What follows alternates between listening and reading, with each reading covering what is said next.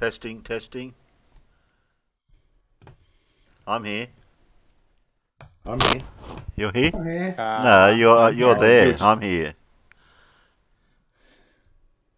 Am I there? No, you're. I don't know. Where are you? Hey, we have to be careful because otherwise I'll Oh. end up going into the start Oh. of the Queen song and trying to sing it, and you know what that means, don't you? We get struck somehow. No, It means you Tony get gets banned, Alan. upset because Alan's been singing again. Because Yeah. you know how Red Rhetoric is not allowed to show his face? Yeah. I'm not allowed to sing. Sing. Yeah. Makes sense. Yeah. I Yeah. Farmer, go back to work. You're on your smoke out I have break. a feeling that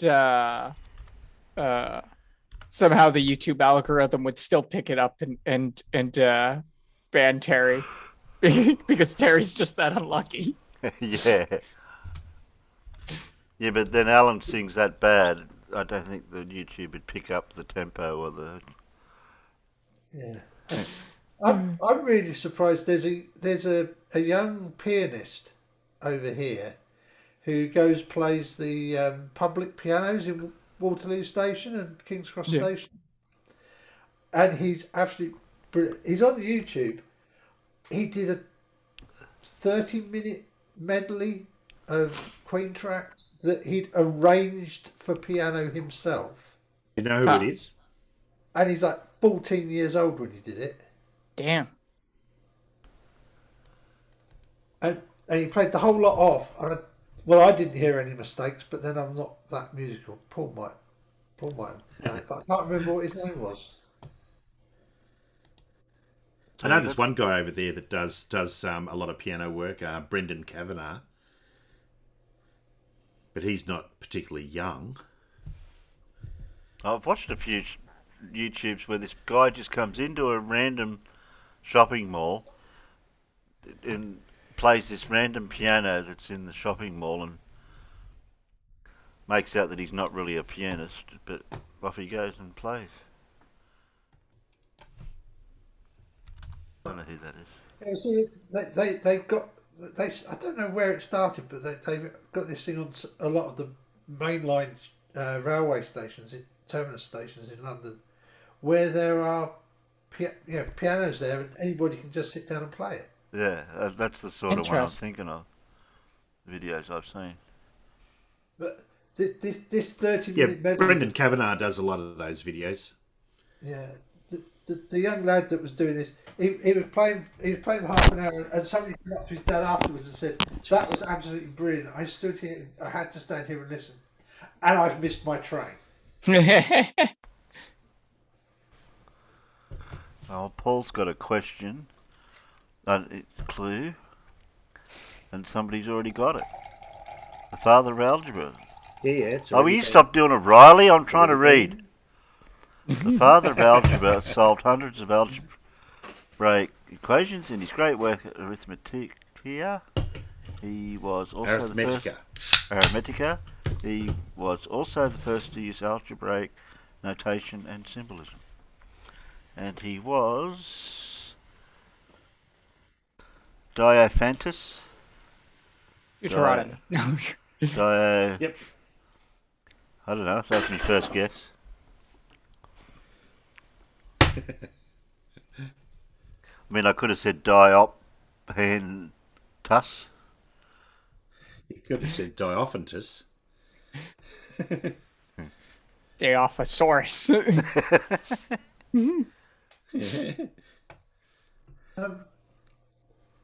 Yeah, Hey, I Rim thought Fondle. peanuts were actually. Sorry, Terry. I thought peanuts were actually legumes. It might be.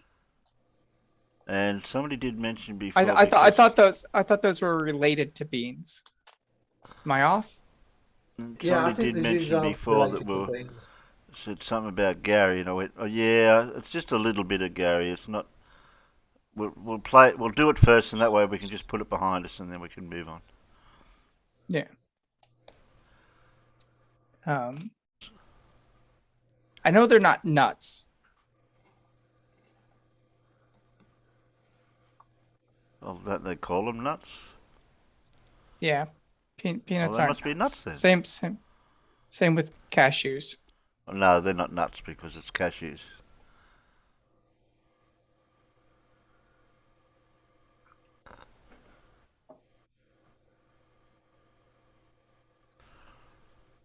Well, macadamia is nuts. Look, you go macadamia nuts. But I've never heard anyone call cashews nuts. They just call them cashews. I mean, they're if you get mixed nuts, sometimes they come in. Yeah, okay. Mixed nuts. Geez, that sounds painful. Depends how you got there, you know. What side of the mixing you're on? Elvings is complaining about your background, Paul. Ah, okay. I'll put a different one on then. I'll put a different one on that. I'll put a different one on that I know he won't complain about.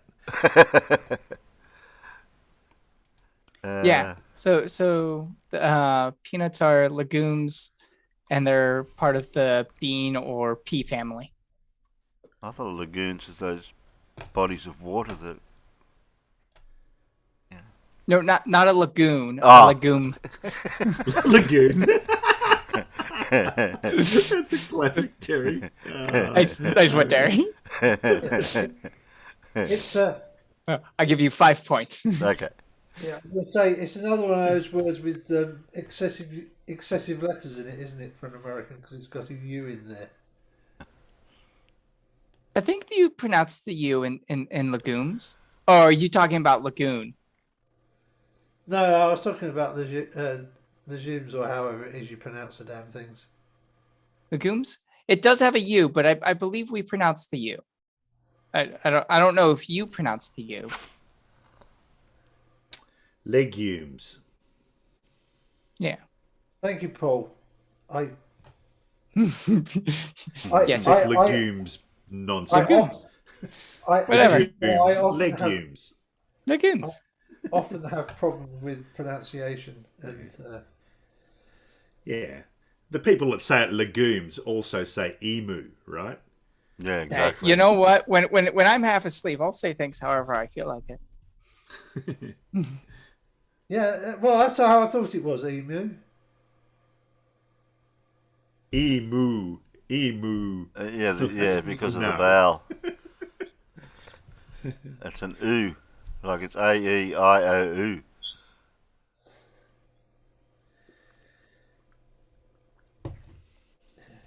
That's not the way I learnt my vowel.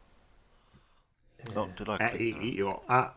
Yeah, that's the word. I mean, to be fair, in English, like half of them have additional sounds or whatever that don't follow the rules, so we're never really sure.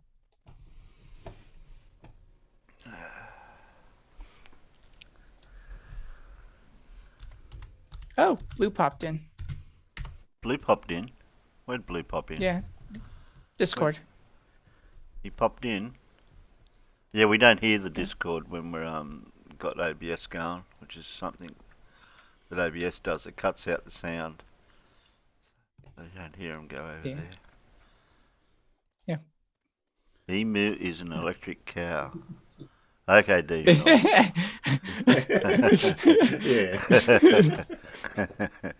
I like that. Yeah. There is a H in herbs.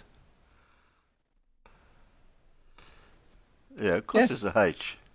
You say it when you say the word. There's an H in herbs. Yeah, herbs. Yeah. Only weird people say herbs. Yeah. Only weird people. We don't want that video first. We don't want that one first. Which one do we want first?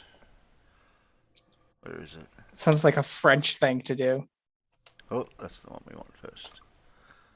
So.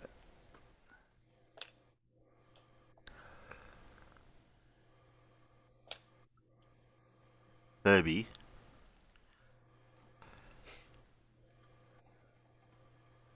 Americans are the only ones that say herbs. Certain places in America, not Nah. everywhere. Not everywhere, nah. Because no, there's no commonality throughout all of America. Bunch of regional dialects. Australia or Orbs. Australia? Australia. Yeah, we quite often get Australia. Mm. Or Aussie. That's one that really annoys me. Oh, Aussie. the Aussie, yeah, with an Aussie. S. With an Yeah, S. Aussie. Yeah. Aussie. No, it's Aussie, not Aussie. Well, Yeah. how's it spelled over for the Discord, Paul? That gives you a hint. Yeah. That's to help the Americans.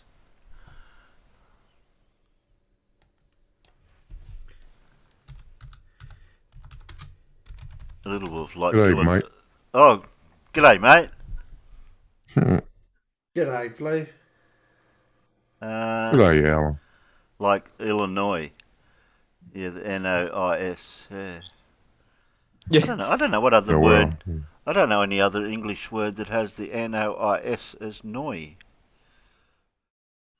Oh, okay, that's an interesting one. Oh, the one that gets me is Kansas and Arkansas. yeah. Yeah, I, them I, two. I just love how nobody can ever get that one unless they're local or have already been told by somebody who is local. Which one? Oh, Well, the posted in the live chat. is that Habsburg? Oh, you're close. You don't pronounce the P at all. Oh, It's Haysborough. Haysborough. Okay. And the borough bit is Berg to us over here, like Helensburgh. But then we've got Scarborough, Yeah. which is two different spellings. But Well, we have Middlesbrough, but we also have Scarborough. yeah, And I don't know what you're talking about, John. Why are you adding extra sounds to things? It's definitely just Z. the BURGH on the end is actually from the Anglo-Saxon because of the Viking raids, they started building walls around the towns to fortify the towns, and when they did that, they called it a burg. oh, Sam threw a curly one. Hanoi, as in for Illinois. Yeah, but that's no S on I the thought end. that was There's no S Hanoi. on the There's no S on the end of No Hanoi. S on it. Yeah, there's Yeah. no S. Right. How about that Yeah. one then?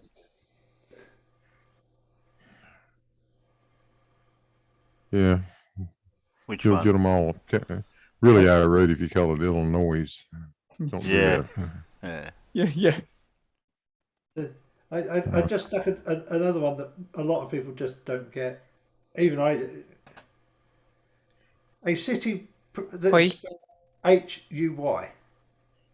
Ways, Uh, yeah. Okay, Yeah, I got two for the Americans: Queensland and Melbourne. Hmm? Well, it's pronounced different depending on where you're from. Oh. Oh, Like we just say Queensland and Melbourne. Oh, yeah. works for me. Okay. It's fine. We cut off letters all the time. Yeah. Well, You're like I get Southern- Melbourne, yeah. and I think it's just Queensland, just pronounced just as the two words. Right, like it's two words. What We get a lot of what about Sydney? strange. I don't think I've ever heard that. Yeah, No, that was back in the Olympics, wasn't it, Alan? Something to do with the Olympics or something? Yeah. And the yeah, winner, so- the Really? winner, Oh, wow. the winner is Sydney. That's just bad. we get lots of funny ones in the southern part of the states too. There's a town in Alabama called Mobile. Right? Yeah. But 90% of the planet calls it mobile. Yeah, mobile petrol.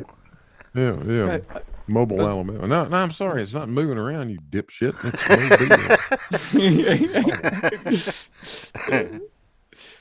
mobile. Paul, Yeah. I've got one of the videos that we might be looking at later open, and the top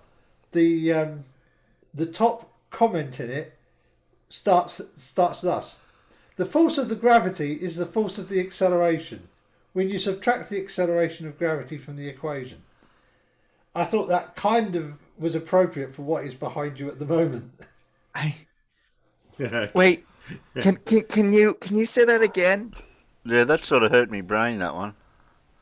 Yeah, I know. The force of the gravity is the force of the acceleration.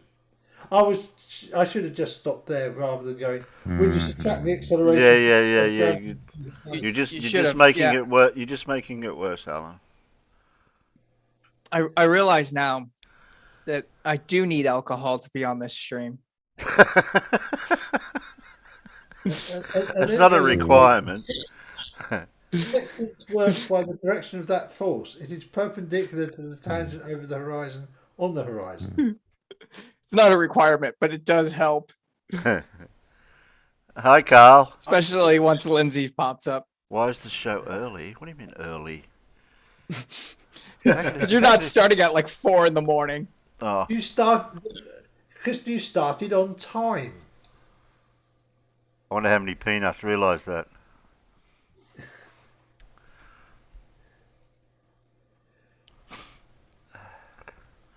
Yeah, Carl, you're late.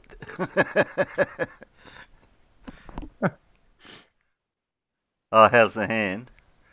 It's actually tiny little bit still, not a lot, but almost a couple of percentage left of the 100% to back to normal. You can still see the mark though, where it's healing. Just like the Indiana Jones thing, you say, Alan.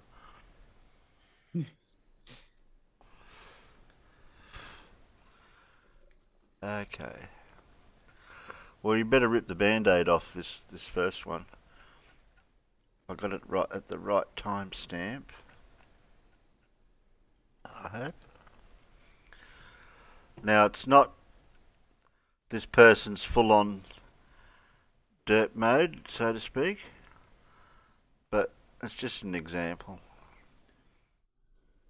But we'll get it over and done with. Quicker the better. Just play. Yeah. In the Matrix, when they're in the Matrix, Oh. there's like one I'll get tint that on. to the color, and when they're out of the Matrix, they're a different tint to the color. Yep. I watched it a couple times before I heard people talking about that, and I had no idea. I'm like, so then the next time I watched it, I'm like, oh, okay, I guess there is. And I had to like concentrate. So For me, I've never actually seen The Matrix. I watch half of it and fall asleep and always wake up at the very end. I've never seen the middle part. I have the I same saw the same experience with Dirty Dancing. But we've got both Professor Phil Bell and Gary Wybenga in here. So welcome, Phil and Gary. Oh, hello, MC Toon. This is the first time actually on this Discord. Yes. Well, welcome. Gotta go. Me and Mr. Phil Bill are at odds right now. He doesn't like me very much. Okay. Who don't I like? That's Lael. Oh, Layla, I don't have a problem with you, I don't think. You know that I am the king of flirts, right? Oh, are you? Uh-huh. I Well, that's proclaim fun. myself the king. I don't think Phil knows Lyle. That's amusing. Okay. As Toon shakes his head no. He's like, You know the Earth isn't flat, don't you? define flat for me, please. He's not a flat earther. Okay. He's I Define thought flat, Phil. he's you know, just messing. like a pizza. like a pizza. You're gonna make me It's hungry not now. flat. Could it be shaped What like kind a of pizza pizza? pocket? Maybe. I always say that it's a 4-dimensional dodecahedron, and we live on the 3rd dimension. We just can't see the 4th. Well, it would be quite a strange shaped pizza, you see, because in the middle at the equator, it's actually longer in distance than it is anywhere else between the same two degrees of longitude. So it would be kind of like diamond shaped, wouldn't it? Like a tetrahedron. Well, No, don't but play, instead of Phil. Don't do it. dodecahedron, 4-dimensional. Well, yes. I mean, gosh. I mean, you can go to town with your imagination on that one. Well, we live in the 3rd dimension part of it, which makes it a sphere. Yeah, definitely is a sphere. Whale could derail water flowing in a ditch. So yes, Yeah. I don't have a problem, Lyle. Not at all. Let's. And I haven't heard Gary say anything here yet. How you doing, Gary? Oh, I just dropped in for a few minutes. My wife was going to work late, but she just actually pulled in home. All right. Well. So I was going to come out here and join in for a little while, but she worked late. I'm going to go back in a minute. All right. Yep, your wife's more important than whether the Earth is flat or not. Oh yeah. Shut Indeed. up. No, Will. she usually He's a gets home smart by man. about 5:30. So. He knows which side the bread is buttered. Well, I was just connecting when she pulled in. Gary, so question. Yeah. Is your wife of the same opinion as you? Actually, yes. Which is a funny thing. Not like 'Cause CC. No, she's been one since she was a little girl. Did she grow up in Zion, Illinois? Her dad was a pilot, and he was a crop duster. But she flew with him all the time. She told me when we were dating that she believed the Earth was flat when she was a little girl already. Wow. Wow. Okay. By the way, I have 2 pilots in my family. They're just, private pilots, but they have their own planes and helicopters, and they're both flat Crop earthers. dusters. Do they use flat Earth charts instead of globe charts then?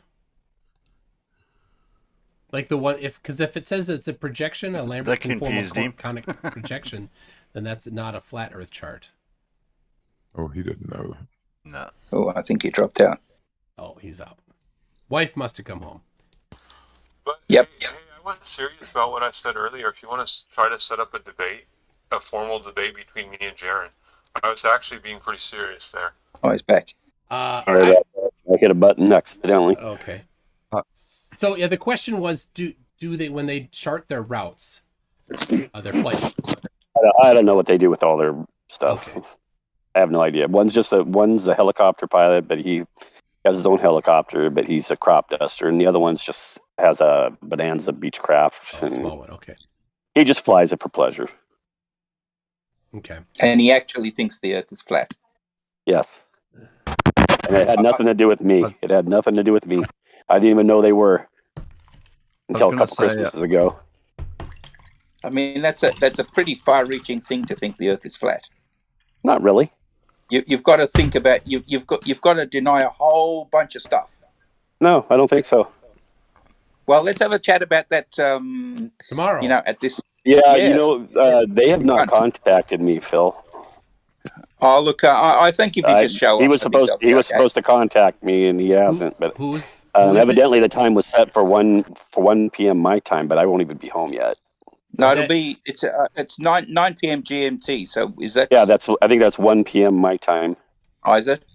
Okay. I'm pretty sure. Yeah, that's 1 p.m. I won't even be home, but I looked on the DMs from him, and he hasn't DM'd me about it. Who is him? So what's a good time for you? Like around 3 my time, so that would probably be late for you. So that's 11. 10. Oh, I might be able to squeeze it in. 3. I could probably do an hour for 3 at 3 o'clock at 3 your time. Okay. So why don't we? Oh, so you mean? Well, I don't know if it could be tomorrow though, because I have other things I got to do tomorrow. I got Christmas stuff to do. So. Oh darn. We have a family Christmas. Is it Dick Dawson? Is it Dick Dawson that you're talking about? Yes. He's been super busy. I had some questions for him, and he's like, I'm super busy. I'm like, I don't need to talk to you. You do your stuff. So I figure when he contacts me, Gary, I'll I've been set a date. chomping at the bit.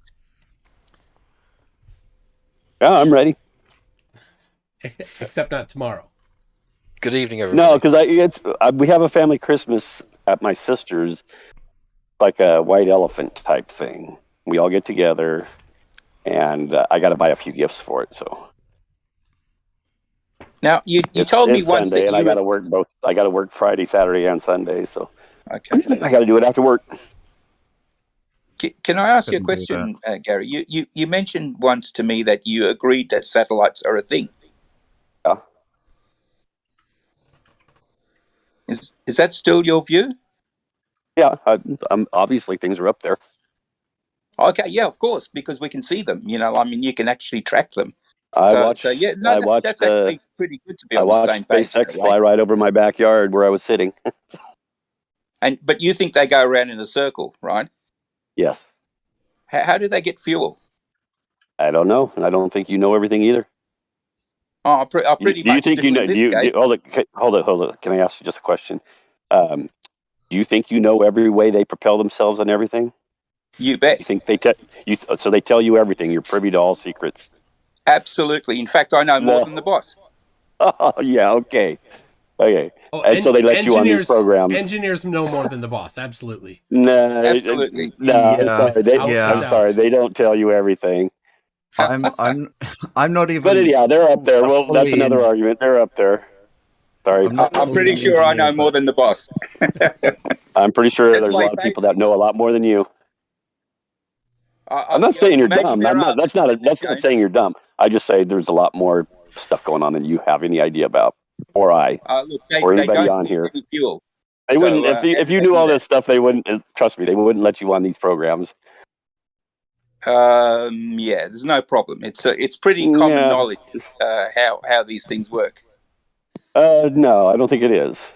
So how does that XR? What is it? XRB, something that flies around for 3 or 4 years straight and comes down. How do they propel themselves?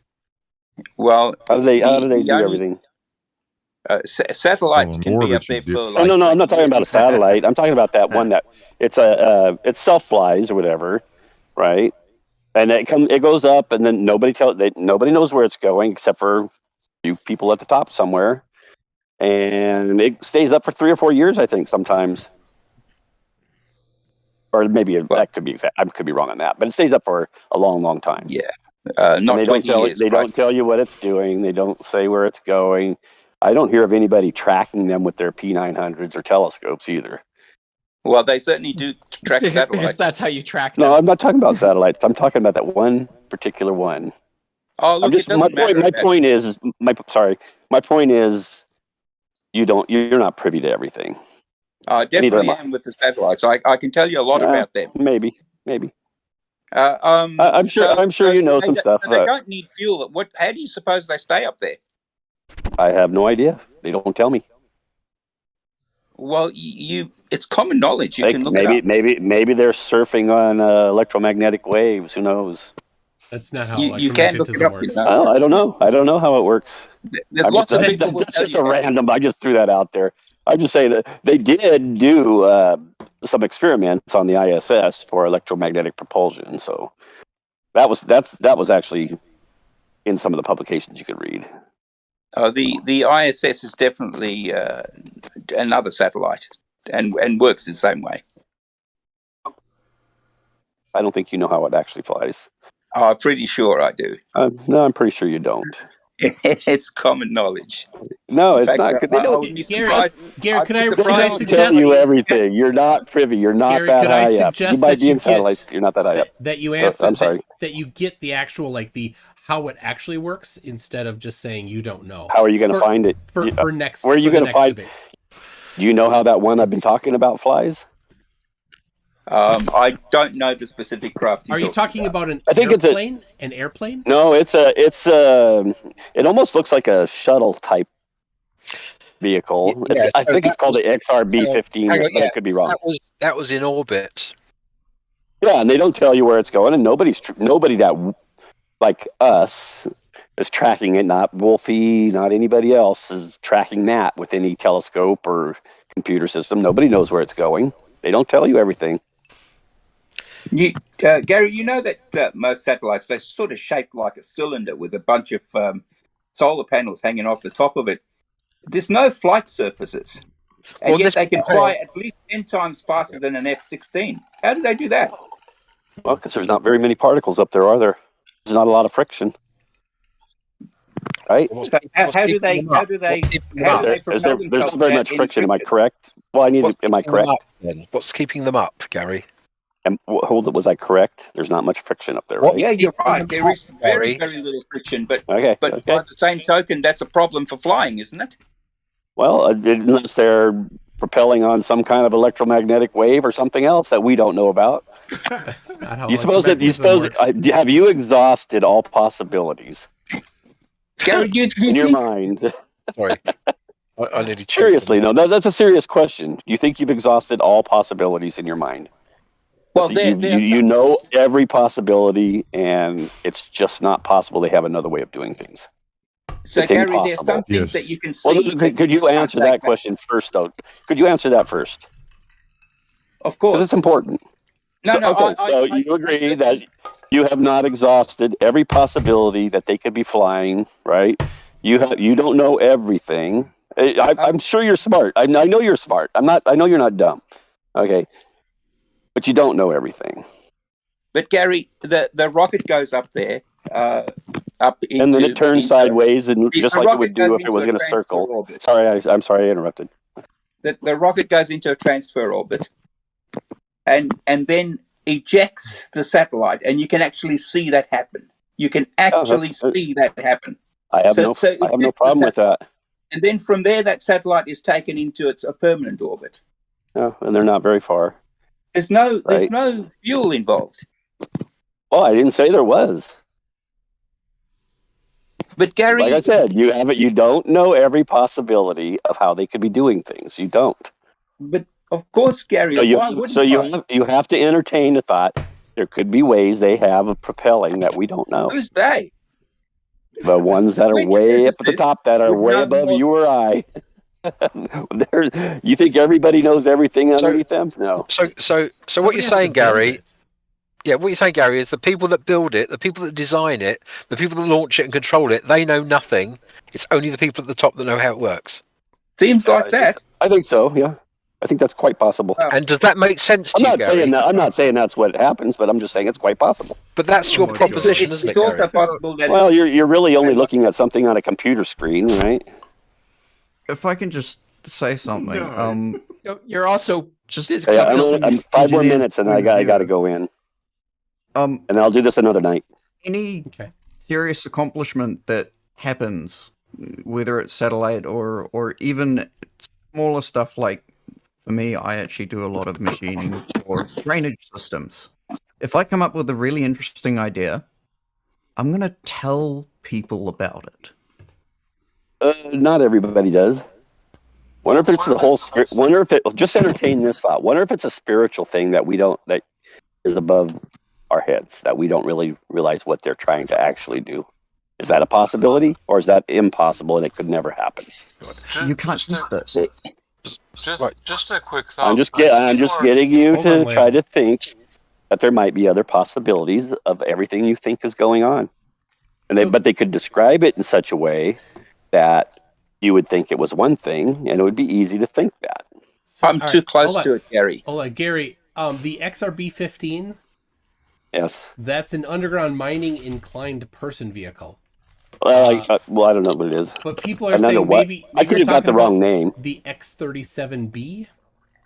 I don't know. I was guessing because it's been a long time since I looked at it. I even said so that I'm not sure if that's the right name. Yeah, it's just something that's in orbit. There's nothing different about it than as far as but it's on secret missions of which they haven't told us, right? They don't tell us what it's doing.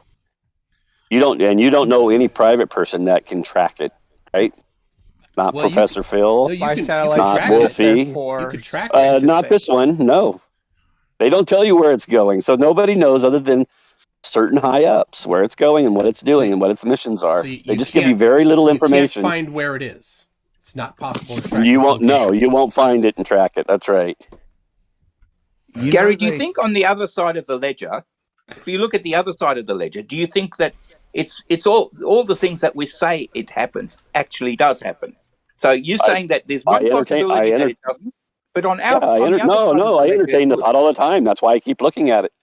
I entertain the thought that it could. We could be right. Certain things could be correct. I believe there's an ISS. I believe it's flying around. I believe there's satellites. I see space link with all their little things flying over. I've seen them several times. I've seen SpaceX fly right over my head. Obviously, there's things flying. Yeah. Now, what they're doing is maybe something completely different than what we think. But then why do you choose the fantastic side? Why don't you just choose what seems to be obvious? Because that's a good way to get fooled. You should be able to entertain in your mind the possibility that you don't know certain things. I mean, you could at least disregard the idea of a god, right? Breakfast. But you erring on the side of outlandish. Well, Phil, do you believe there's a god? I don't want to answer that question. Well, but it is an important question in this whole thing, because wonder if it's a spiritual thing. Wonder if there is this God who is a creator. Wonder if this whole space program is really a war against God.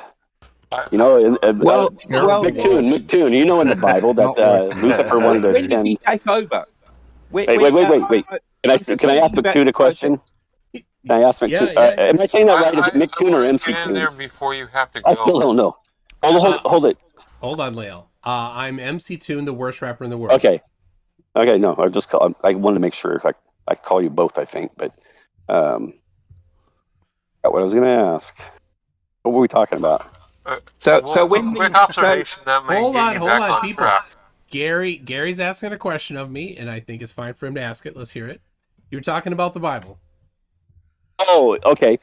Have you ever read the passage where it's talking about Lucifer and how he wants to ascend above the stars of the north, above the throne of God? In Revelation? No, it's not in Revelations. It's in one of the Old Testament. Daniel, then. I've read it, yes. Okay, so just wonder if there is some kind of a spiritual thing going on. Just entertain the thought. Wonder if it's really a war against God, and that they know God is up there, and their whole space program ultimately is about killing God. I'm throwing that out there. I'm not going to argue about it. I have no proof. I can't. I'm just saying. We don't know. And Joe Hill, people who deny that there's a God. Effed Up World has said the same thing. But for the last 2,000 years, people have been saying the same things. This particular world leader, the Bible this predicts, particular event says, and the Bible predicts that people will say what you're saying right now. Absolutely. So until it happens, I don't think it's very much worth. Well, you believe in a creator, right? Sure. Okay, so you right now are a lunatic to most of your followers because you believe there's a God. The majority of your followers think that's a crazy thought. I don't know if you can say most or majority. I would say 90% of the people on here are not believers at all. That's what I keep finding on most of these. I literally get ripped apart whenever I mention God. Okay, so let's get back to. I'm sorry, I have a tendency to talk a lot, obviously. So. Yeah. Just a quick observation. Just a quick observation, Gary. When people are testing engines and producing engines, they stare at their computer screen to produce engines that are up to their performance goals. So should we doubt that them looking at their computer screens, all that performance that they got out of watching their computer screen is fake now because they're looking at a computer screen, relating back to your whole thing about, well, they're just looking at computer screens, so it could be fake. So do car performance people. So is the increased performance we see in cars not true, or is it true? Like all this metaverse stuff, right? All these games. It's not a game. It's no. I'm just gonna throw out a thought here. I'm not saying anything. I'm just giving you something to think about. Okay, so let's say you're in these games. These games are pretty realistic nowadays, right? I'm talking about something that's I real, Gary. know, but I'm People making the point of why who it can be create that you can be performant cars fooled. stare at computer screens to figure out how to improve the performance of cars. They look at their computer screens, and voila, look, the performance of cars has gone up in the last, 100 years. Okay, do you think it's possible they could invent some kind of a game where you thought it was real? No. You don't think that's possible? No. Them looking at their computer screens to find MC2, and understand. do you think that's possible? I'm an engineer. I'm not saying it's the what's things, happening, but do you think it's possible? No, I look at a computer screen all day. The things that I do, the things that I interact with the system that I designed myself as the engineer, nobody could fool me. You could have a team of 100 people dedicated just to trying to fool me that my software isn't doing what it is that I wrote it to do. They could not do it. But that's a little bit different than what we're kind of actually talking about. I'm an engineer. I designed the system. I know, but it's actually a little bit different than what I'm talking about. I'm talking about like different than what I'm talking about. You're trying to No, I'm just saying. I'm not saying they're doing it. I'm just saying it's possible that they could have the technology that you would think you were actually doing it. Just like these flight simulators, right? They're pretty realistic, right? Well, the problem with that train of thought is there will be people that will want to test this and want. Yes. And there are people that do try to test this. Yeah. They go out of their way to try and test this. Mm-hmm.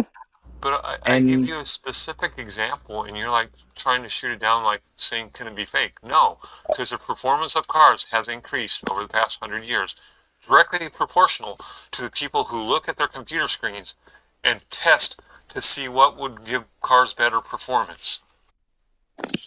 Just like MC Toon and his programming skills, and people telling him, "Well, that's fake." No, he looks at the computer screen, he programs something to do something, and it does what it does. It's not that difficult. It's not that difficult to understand. I don't need God to help. I'm not. We're not doing. We're not doing something that difficult. So you do think there is a God, then? Well, even if I did or didn't, I wouldn't need any extra help. No, we all need help, okay, of some kind. No, not to get a satellite going around. Your next breath comes from God, so you do need help. We all need help. My next breath comes from Him too. So does MC Tunes. So anyhow, that's another subject. I just threw that out there just for fun. It's not something I'm Gary, to. Or... So Gary, may I ask you a question? Right? Who am I talking to? Are you saying what? Right. Oh, I see. Okay, I see. Right. I was just looking to see who I was talking to. Okay, so the majority of Christians believe that the Earth is a globe. Are you suggesting that the majority of Christians are wrong, or on that? Yes. So, but you're in the you are absolutely in the minority. You're a tiny proportion of all Christians, right? So you're saying that your tiny group of Christians have got it right, and all other Christians have got it wrong. I don't think it's a salvation issue, but I think they're wrong. No. This is just on the shape of the Earth, yes, which we can measure, which you can measure yourself. You can do it. You can actually measure it yourself. Why is it so important? Why is it so important to you that your particular interpretation of the Bible is the only possible interpretation of the Bible? I didn't say my interpretation was the only possible interpretation because I don't know everything. I could be wrong on certain things. So why don't you? Can't you accept? Why I think it's important is another reason. You could be. May I say it? Because he asked the question. May I say it first for a second? Okay, yeah. I believe. Okay, if you read like in the Book of Romans, and it's kind of describing the latter days when the whole world basically is falling away from God, right? And in rebellion, and it talks about how the creation is actually the specific thing that points to a creator, right? And it says they'll deny the creator, or they'll deny the creation, and how it points to him. It talks about it. It's in Romans 1. You'll have to go and read the whole thing. I can't quote it offhand, but so I think how the earth actually is, because I think there is a spiritual aspect to it. I think there's a war against God, and I think that the devil My question is a very Right. wise.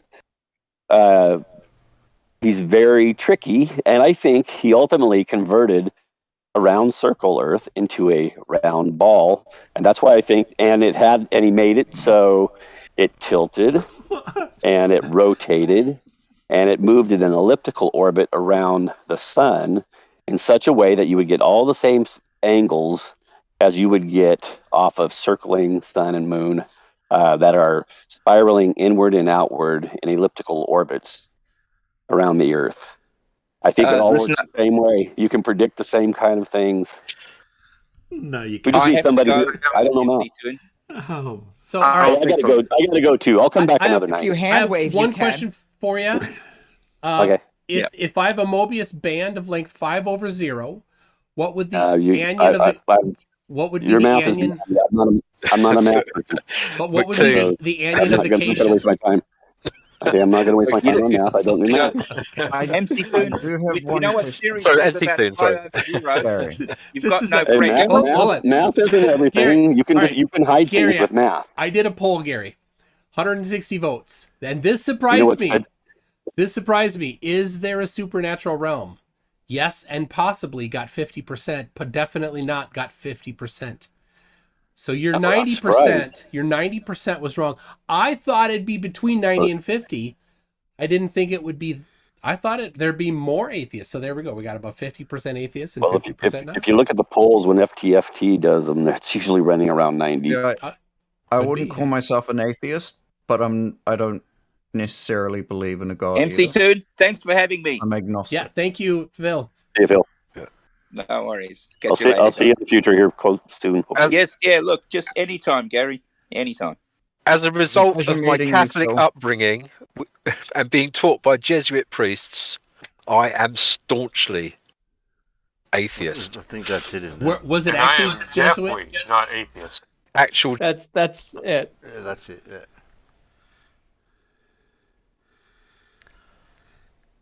Man.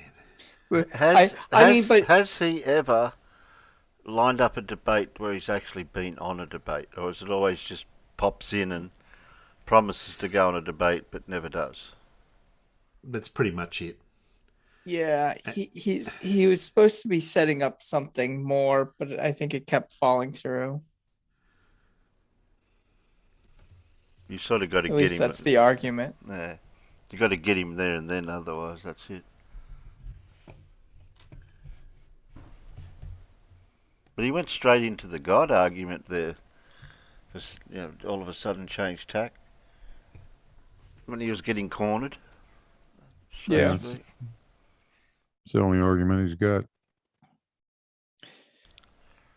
It's a pretty poor argument.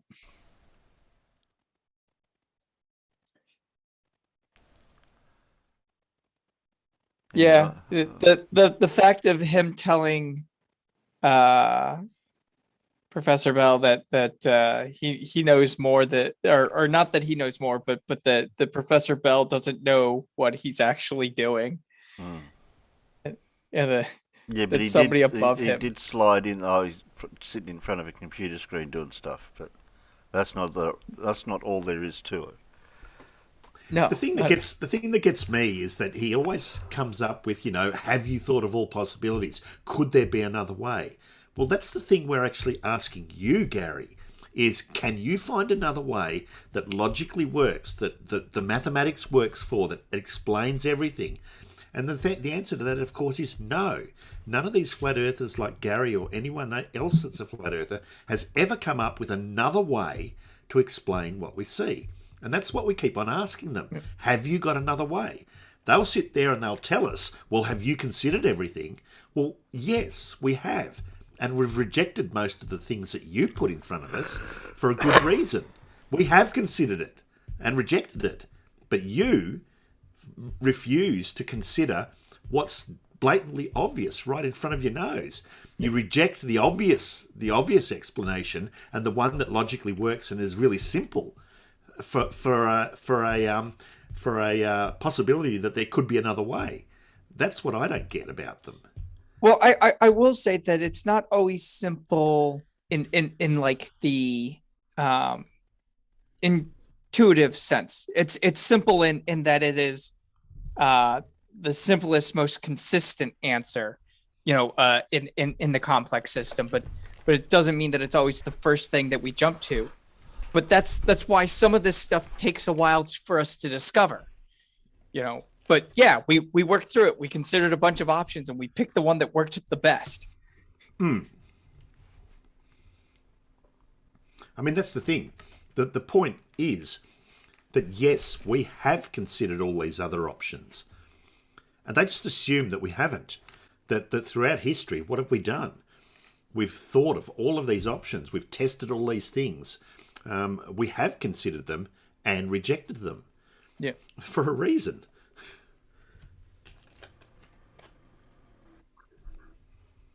Well, it's when it comes to space flight, manned or otherwise, it's not something that just happened by accident. A whole bunch of engineers got together and sat down and designed a system to do what it does. There's nothing secret about it. Everybody knows how it works. Well, the thing is, like, anybody can learn most of this stuff. Yes, there's some of it that's hard and requires special training or whatever, but most of it is stuff that you can actually learn on your own for at least the vast majority of it. Absolutely. It's hard. It takes time. It takes work. There's nothing particularly mysterious about it. Yeah. I don't know how Gary thinks they could be hiding some secret propulsion system on a rocket that nobody knows about. How could that even? Yeah, exactly. Yeah. Because Gary doesn't know about it, and so nobody else must know about it. Yeah, that's the basis of the argument. I'm too stupid, or I'm not smart enough to know how it works myself. Therefore, nobody else can know either. Or I'm unwilling to find out, even. Yeah. Which to me is sometimes worse. And I always have to laugh when they come up with this notion of it's a war against God. I mean, really? I mean, if God is this person that they claim he has the powers that he has, is any war going to ever be successful against him? I mean, is God going to just sit back and say, all right, I'll let you fight me for a bit and, like you can pretend that you're winning, but I mean, exactly. Seriously? Exactly. I mean, it'd probably be fighting like Cthulhu. He wouldn't even notice. I don't really care how irrational you are, right? I mean, on the outside chance there is a God out there, as you say. I don't believe I'm going to pick a fight with him. Yeah, exactly. Like, yeah. I mean, like this argument that they also have of hiding God.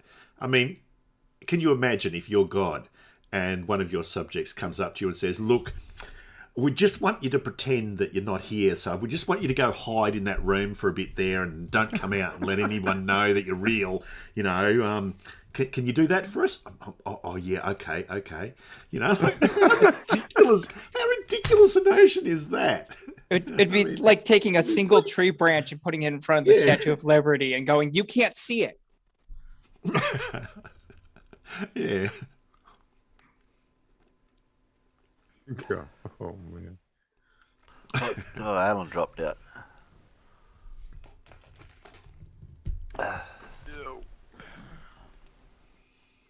Just watching SE, if you've been researching for 2 years and haven't found anything, then you haven't been trying.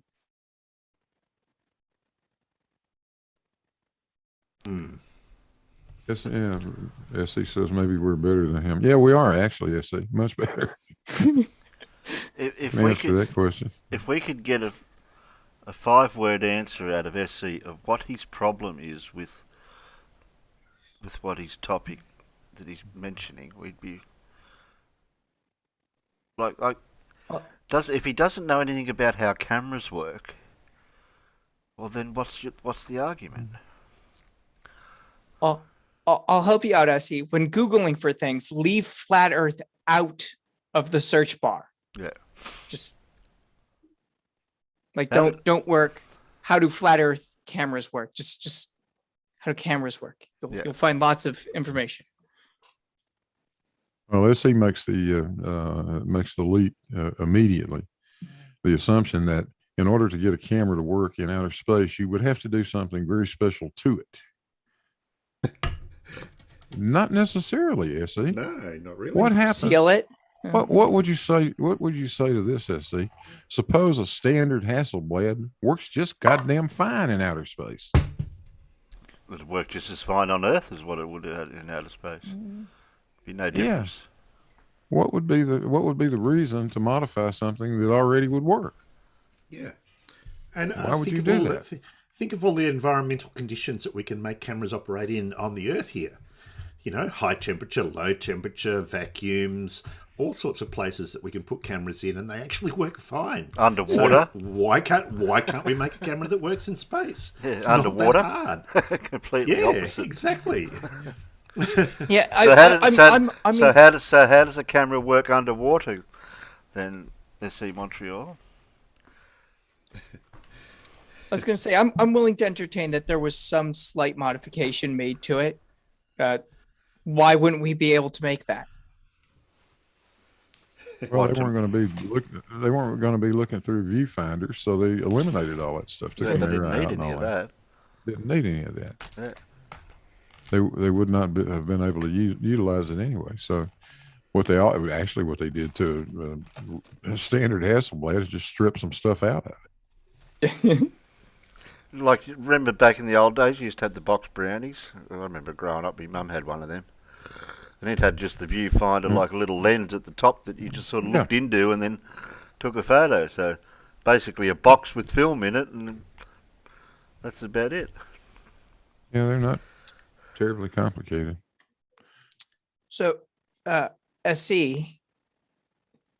the space is a near vacuum. That means there's not a lot of particles. That means heat transfer either way is very slow, no matter what the temperature is.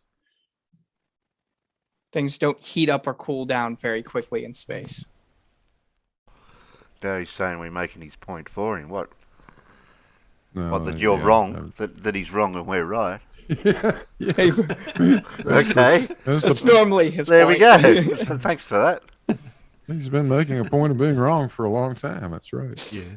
Probably about 2 years. I even confused him on his double hump Bob and Alice hump thing. Well, he's running from me right now because he's made the claim that the tubes at LIGO are perfectly level, and they are not. They're not level, but they are perfectly straight. They're perfectly straight, but they're not level. Nope. One of them is almost level. The other three have a 4-foot drop from one end to the other. Yeah, they rise depending on how you want to look at it. 4-foot elevation change. They have giant, concrete platforms that they had to build. So does SC Montreal mean like a set of shelves that you put up for your on the wall? Is it level or is it straight or is it flat? No, he's talking about level. Or at least I think so. I've been trying to get him to come on live so I could pull up. Hell, you can look at them on Google Earth and see that the damn things are not level. You can see the elevation change on Google Earth. You don't even have to go to the as-built drawings. I was going to say you can pull up YouTube videos of people who have been there and filmed like the platforms and see how high like the one is that sticks out. I mean, it's obvious that it's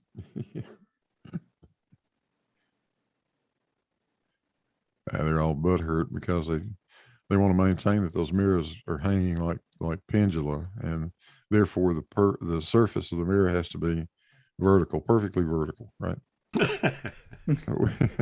No, it doesn't have to be. And I keep showing them pictures of plumb bob saying, hey, does the side of that thing look like it's vertical? No. English doesn't. good he speak. Okay then, since you tried, show me posted.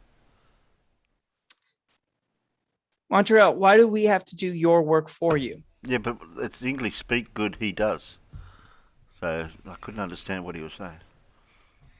The same thing that he said in the last like 3 or 5 comments that he made. Basically, we should go out and get all of his links and stuff. Post him proof. Yeah. Jeez. Gee, basic questions like how does the camera work? Do you want us to post you the instructions of how a camera works? Yes. Okay. Do you want it in English, Chinese, Japanese, Arabic? I don't think the language is going to matter for him. Oh, okay. Probably French, though. Oh, okay. Parlez-vous. Français. I mean, it does say SC Montreal. Ah. Well, if you don't mind, I'd like to just play the one with Bob, because a certain person popped in about something. Sounds like fun. So if somebody doesn't mind listening to their own voice. I don't know how long it played for, but I was assured it only went for about 5 to 10 minutes, but we can probably... I don't know which is the best bit, because I didn't get to review this properly. What I feel is against the moon landings being fake. Right. Is I still have 2 Hasselblads. I used to do photography quite a lot. Kind of paid for the house. And I was at Hasselblad headquarters, which used to be in Wembley. It's now near Boreham Wood somewhere. And I was in there getting one of my 500s serviced. And I noticed there was a lunar Hasselblad in a cabinet on the wall. And I just kind of casually said, any chance of looking at that? And they got it out and let me handle a lunar Hasselblad. Obviously not one that was flown.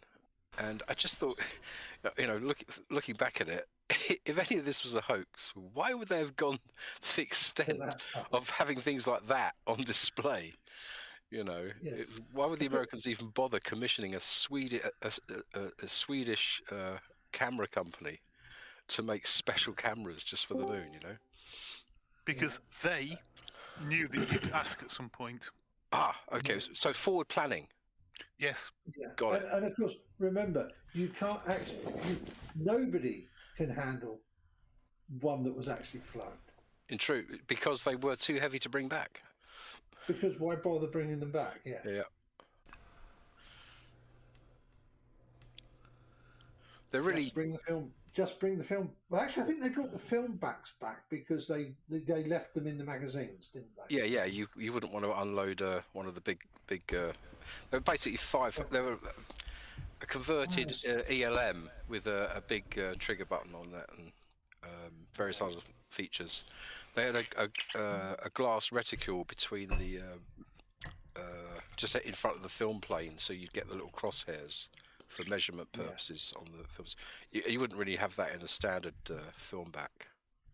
And of course, no regular viewfinder or anything like that. There was one person I was talking to was asking why they didn't film continuously from Earth orbit to the moon and back with the Apollo project. I know the answer to that. NASA didn't believe in people that thought the Earth was flat. But the simple answer of that's going to be a lot of quite boring time and a lot of film. Yep. Film is heavy. Yep. Yeah. I mean, even if they went 8mm, it would be ridiculous. Yep. I think what it is people forget that it was on large film canisters. It's not a case of being able to take, a couple of kilograms of SD cards to do the job. Yeah. Yep. The film in a Hasselblad is basically 70 millimeters wide, even though the camera's called a 6x6 camera, 6 centimeters by 6 centimeters. The actual film is 70 millimeters wide. You need 5 mil either side to rocket have a bit of to ensure that the frame, the picture doesn't get off the edge of the film. Yep. And 120, I'm pretty sure 120 doesn't have sprockets, does it? No, it doesn't have sprockets. I always used to say to people that the length of time it took to load a Hasselblad insert was inversely proportional to the square of the number of people watching you divided by the distance. I think the worst thing I ever had to do was, I don't know if you've ever used standard 8mm cine film, but basically it's a roll. It's a 25-foot roll of 16mm film.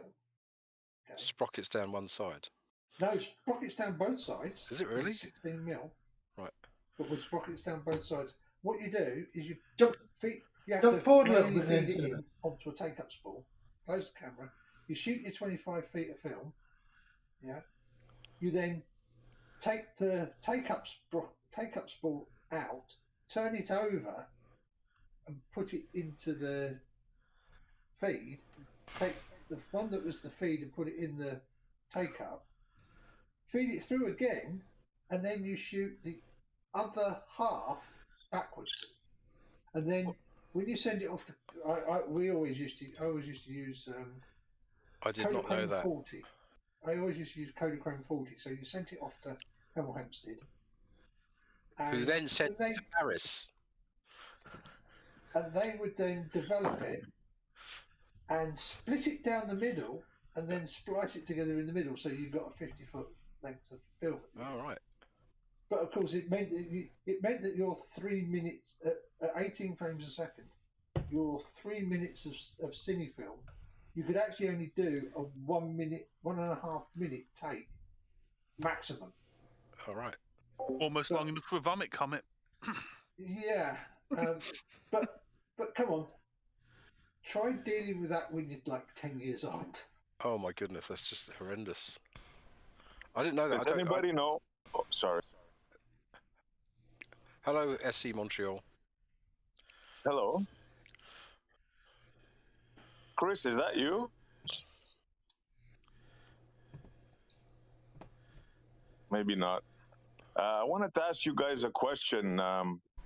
Since I heard the Hasselblad, I was curious, does anybody know what modifications they made to the camera so they can work on these supposed conditions on the moon?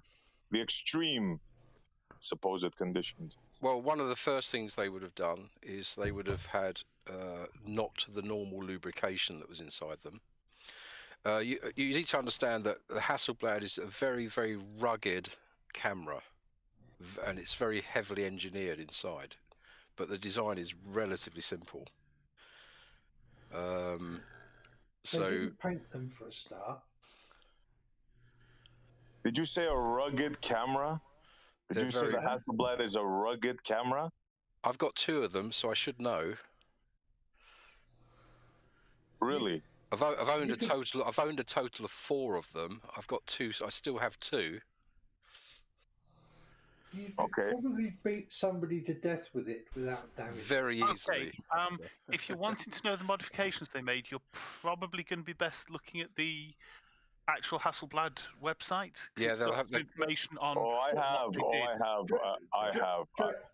Dredd, I'm interested in you guys. It's no point us telling SE this, because I have told him this a dozen times already, and he still doesn't. No, you have not, sir. Yes, I have.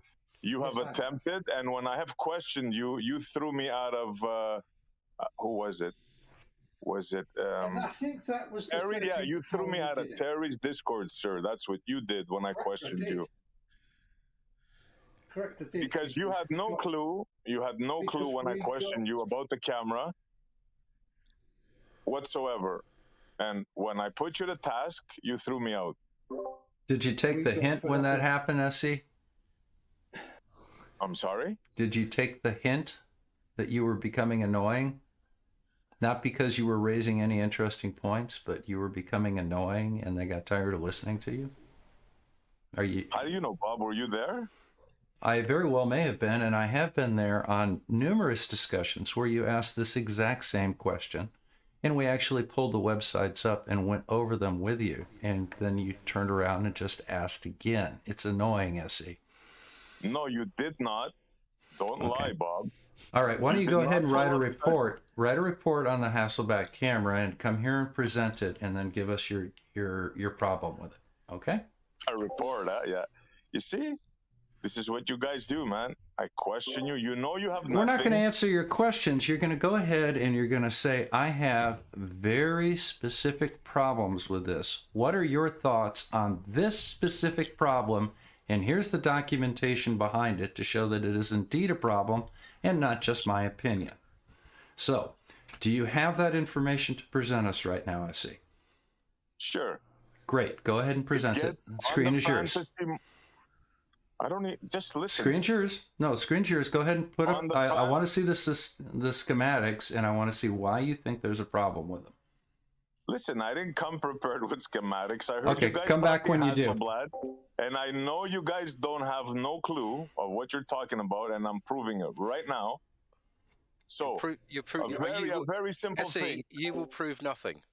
Pressure Absolutely nothing. And heat. Pressure and heat. You asked me, Bob. Yeah. Pressure and heat. How did they deal with it? Go ahead. Do you acknowledge that there is pressure and heat problems on the moon? Don't ask No, me a question. I get to do anything I want. It's my chat. Now, do you Okay, acknowledge sure. that there are listening. pressure and heat issues on the moon? Pressure and temperature. In your theoretical model, yes. We don't have a theoretical model. We've actually got probes that measured whatever it. you want. No, we had probes there that took measurements. So the Fine. measurements, How did do they you agree that those measurements would result in a problem for a camera? I see where this is going at. For the sake of this argument, yes. I agree. Okay, great. Those two things that I told you will cause a problem for this Great. particular and camera, for that matter. Do you agree that since those were known problems with the camera which was to be operated in those conditions would have been specifically designed to counter those problems? Yes, that's what I thought. And Great. when I went There you go. looking for them, I did not find them. Where and did you I've been look? asking now for 2 years. Mr. Evans is one of the people that I asked, and he chickened out. And right now, Watch he will how not you present talk about anything. people, You will SE. see. Don't be saying people chickened out here, SE. That this isn't Nathan's Well, show. All right. Okay, show me how. Show me, Mr. Evans. Show me some evidence of what they did to. Go ahead. Film works in a vacuum. Therefore, you don't need to worry about pressurizing the camera. You just run it unpressurized. That's right. The only thing you have to be concerned about with pressure would be the battery. That would be it. So you're claiming that the rest of the camera would not be affected in any way by lack of pressure. Only the battery would be affected by lack of pressure. And if they engineered the battery in the correct manner, that would not be an issue. Right. Let me ask you a question. What does liquid do when a lack of pressure? Depends As on as I just said to you, right? If they engineered the batteries correctly. Did you hear one word of battery coming out of my mouth, sir? So where's the liquid coming from? I asked you a specific question. What does water do in a vacuum? Where does water come into this? Yeah. Where's the water Answer the question. No. It's got nothing to do with the camera. It's an irrelevant question unless you can specifically relate it to this camera. How does water and this camera go together? I said liquid. How does liquid and this camera go together? Right. How does it go together? What is the film made of? Anybody? Probably Well, plastic. films are Not a solid. liquid. What is on the It's a- surface of the film? Anybody? It's a polyester base with a emulsion with, for the black and white films, it's a polyester base with an emulsion with silver salts in it, and for the color films, it's silver salts and dye couplers. Right. And what will happen to that emulsion in a vacuum, sir? Nothing for quite a long time. You sure about that? Yes, because I actually asked Ilford Film. Oh, you did you? Uh-huh. Well, I can tell you, sir, that emulsion would boil off, gone. How fast? And how fast? And your film at that cold will probably just be brittle. How fast? It'll just break. So fast once would it again, I evaporate? ask you, show me what they did to counter these in the camera, please, Mr. Evans. This is the 6th time I'm asking you. It's been a year now. You blocked me once, sir. Please show me evidence. All how they right. weathered Well, I'm going to go ahead and stop you right Listen to there. the problem. I'm going to go ahead and stop you right there, SC, because I have posted the entire specs for the camera and a person that actually rebuilt a moon camera. And there's an article here that is extremely detailed, including the modifications that were made to it, etc. You may come back and ask that question when you are prepared to take a That test. built a replica camera? Is that the guy you're talking about? And when you can probably pass Googled a it in test, 2 minutes, right? yeah, that's all it takes. And Yeah, if you can pass a not test, sufficient, sir. if you can pass a test on Insufficient, this sir. article, you can ask the question again. Until then, you can't. Insufficient, sir. I'm the I don't teacher care what here. you think I'm it is. teaching you. You're gonna pass my test. Excuse me? You knew nothing about this until you just Googled it. Now, once again, I repeat, Mr. Evans, you've been shooting off, and you banned me. Once again, I ask you, show me evidence. Bye-bye, Montreal. Watch your I mouth was when you about to- talk to me. I was about to suggest that he calm down a bit because he's being very aggressive unnecessarily. Yes, There's no need and- for it. And he is, and quite frankly, he doesn't talk to people that Yeah, exactly. Gets a little bit too personal in his responses, which is not good. Terry, I mean, the other thing he does, obviously, is he makes all these claims about the emulsion should do this, the emulsion would do that, but he doesn't bring any evidence for his claims to the table. He just assumes that that's what the emulsion would do. Of course, he has no evidence or no direct hard evidence that actually shows what the emulsion would do in those circumstances. He's just guessing. Yeah, you can't just keep asking questions all the time and then claim that they're a tough question, because the it's just badly formulated because you don't have any substance to the question in relation to something. Yeah. Now, on the other hand, if you brought data and an experiment that showed that the emulsion boiled off in the vacuum of space in a certain amount of time, if you had hard figures and an experiment that actually demonstrated that that was your claim and that that's exactly what happened, then you would have a point to make, SE Montreal. But I'm suggesting that it's just your personal opinion, that you think this is what should happen, and it's actually not. You can't base a fact on an opinion, that's for sure. No, exactly. That's right. that would require studying and research and learning. Which, of course, he hasn't done. Somebody's been posting some links out in the chat.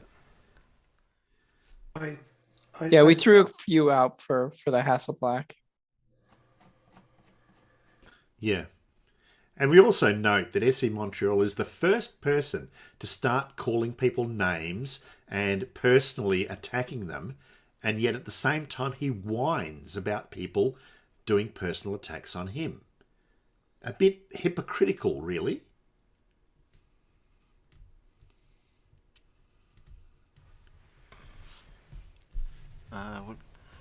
Wow, Boggs put a link that's about a mile long. Yeah, I copied that into the Discord for you, Terry, but Yeah, but there was a few links put out, so I don't know which one's which. that's the one. The one right up. Boggs put out. Yeah. There's one NASA Gov,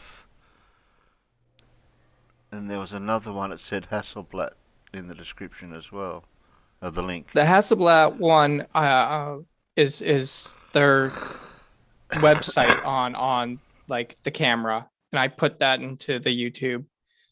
The other one is like we'll do this for YouTube our own link. benefit, not for so much for SEs, but yeah, exactly. If there's anything, I mean, he like Essie asks, what would happen to water in a vacuum?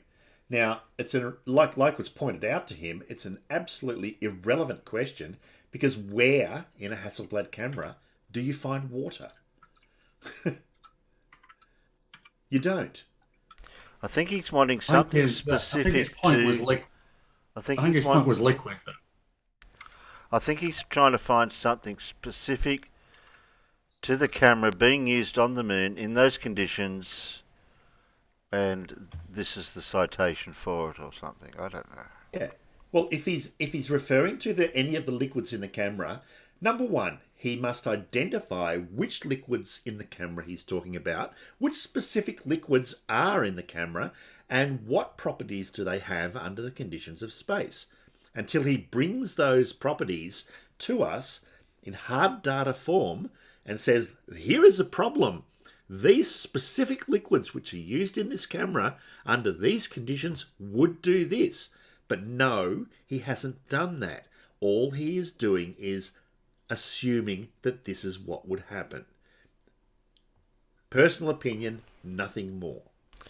I think he's got so badly a formulated question that for what an answer he wants, and he's maybe tried to look for it himself, and because he's not formulating his question correctly, he's not getting the answer.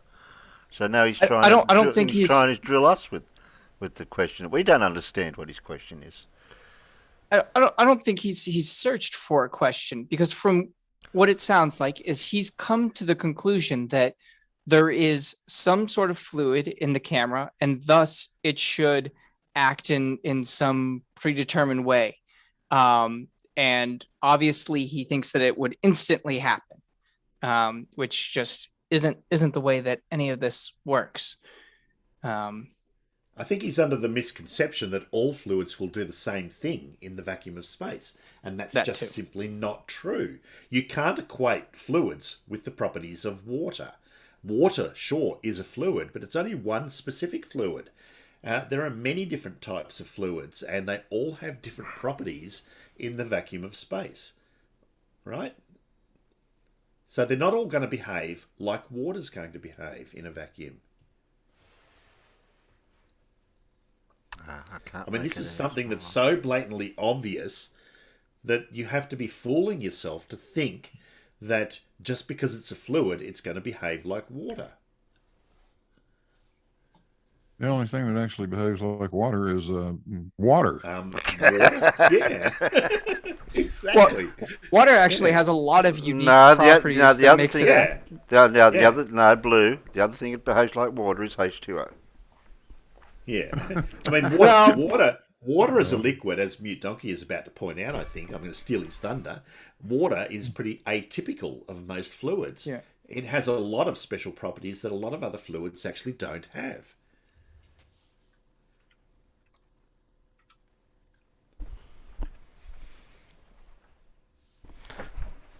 Well, I'm not going to go to the bother to read all this, and the links being put out in the side chat. If he comes back to us with something out of that link, we've got to start somewhere.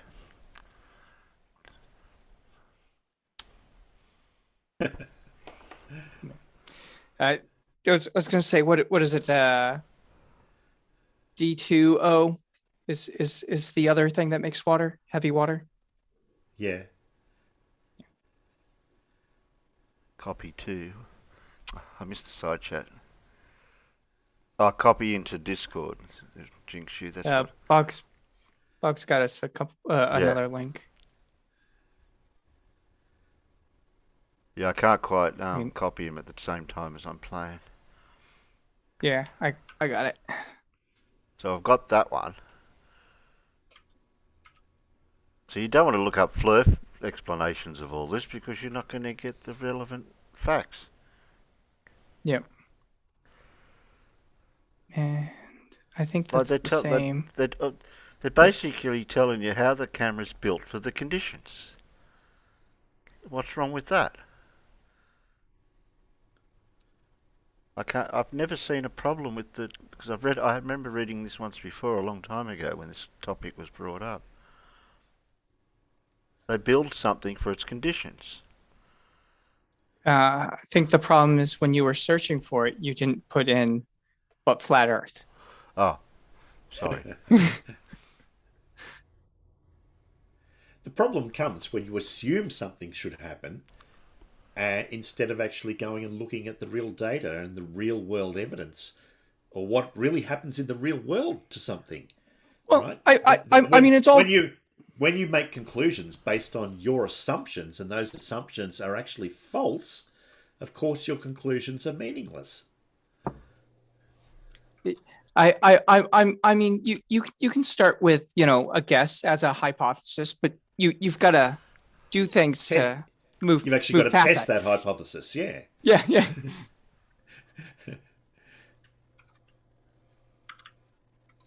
I mean, the daft thing is that photography had been taking place in vacuums for a very long time in scientific research.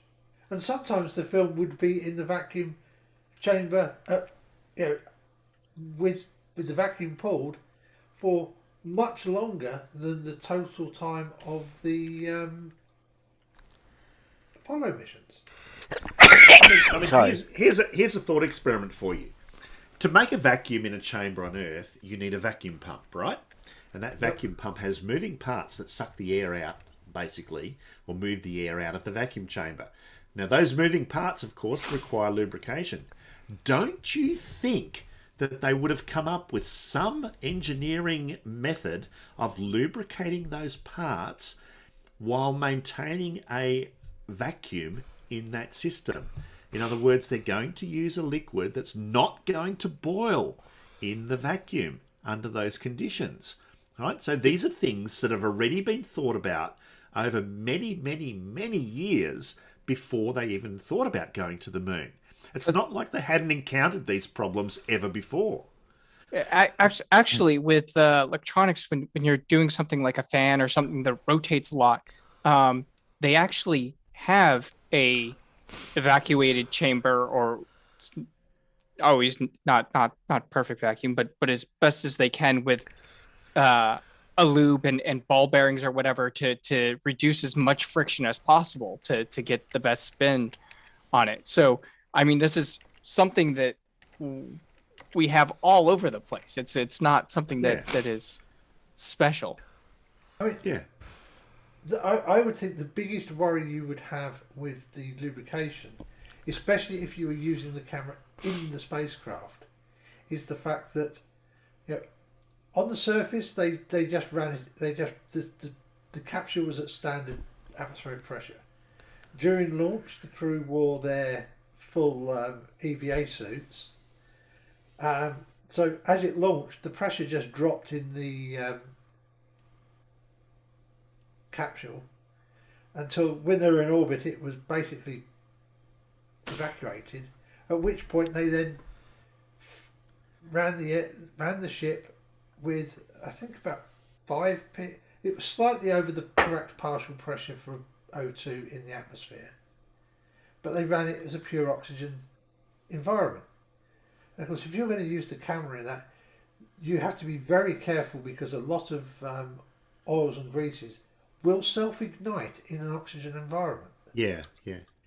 Which is one of the reasons why they say use no lubricant around the moving parts of an oxygen cylinder. You're not allowed to lubricate the gate valve or the nozzle assembly of an oxygen cylinder. The regulator for that very or anything. reason. Right. Yeah. Warnings all over it. Yeah.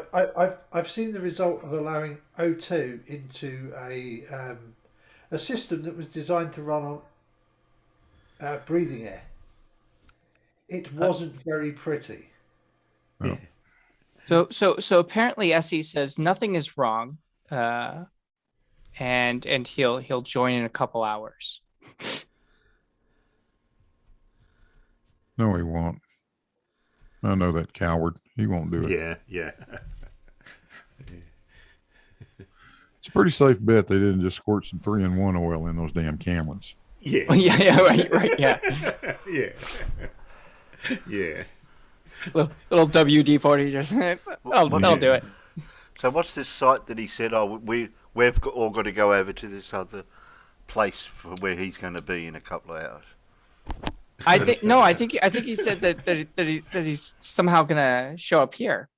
No, he said he's going to the next level. On your stream. No, he said I'm going over to the next level. No, you don't want to go there. That's MAUK. That's Bev's server. Oh, okay. That's where he tries to get everybody to go because I don't think SE. I don't really believe SE can urinate without having Bev hold his pecker thing. Oh, you stopped doing Gotta it, make Riley. sure it's level. Paul's always doing Riley's on stream. You want me to do a Riley? Doing a Riley. Very good. Gotta lean your head back. Speak wants to know, are we doing the quiz on the Hasselblad? Next week. Next week, I'll make a special Hasselblad quiz. Yeah. The other advantage of the 500 they took to the moon is because it didn't need the optical viewfinder. It didn't have the optical viewfinder in it. It didn't need to have the reflex mirror in there either. That's so right. You had all that mechanism flapping about. I was gonna say it probably didn't even need a battery in it. No, it did because it had power winder. Yeah. Oh, okay. Had to have a battery for the power winder, but Jesus God, we've been flying batteries in outer space since they launched Sputnik, for Christ's sakes. Yeah. It's not like that's a problem. No. And it is potentially the only bit that you need to really worry about pressurization in. Yeah.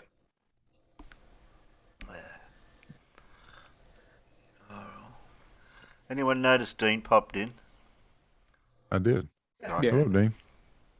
Hi, Dean. Good morning, Dean. Hello, can you hear me? No, we can't hear you, sorry. Oh. No.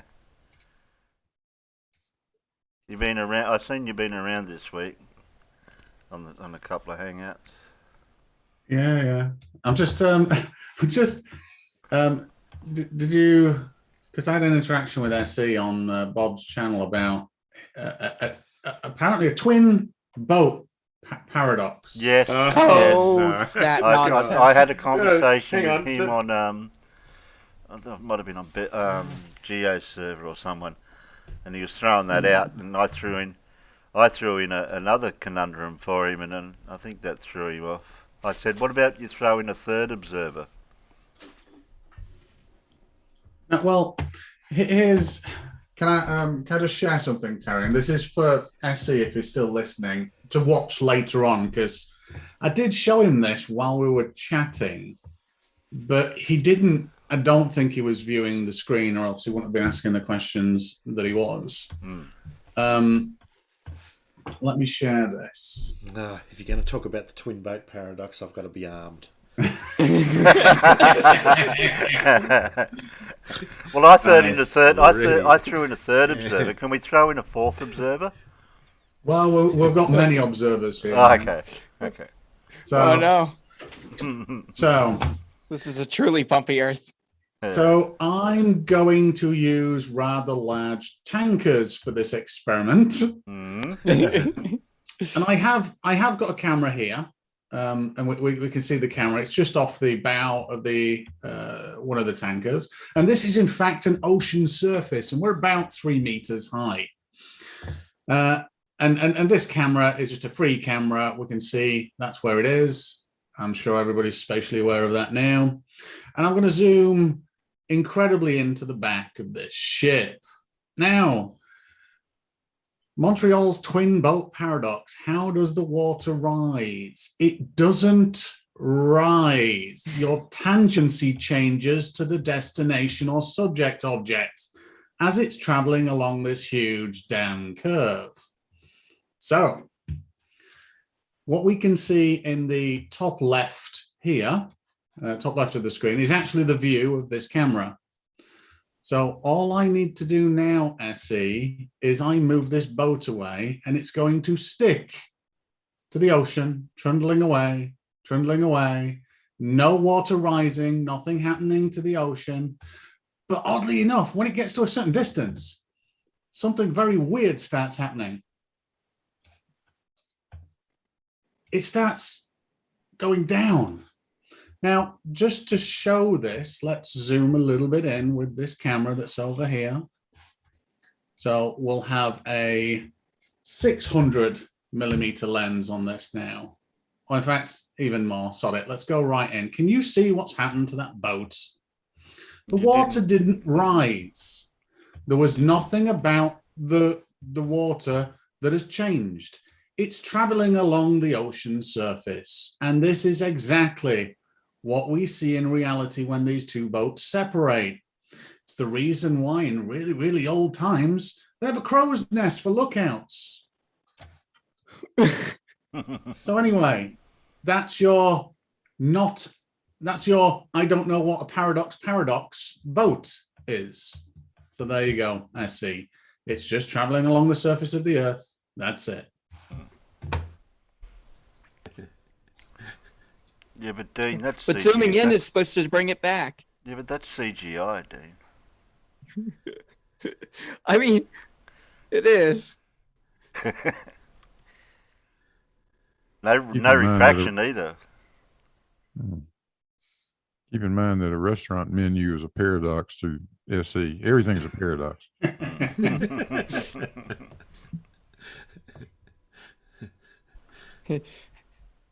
Yeah, I mean, said fish and chips, but they brought me fries.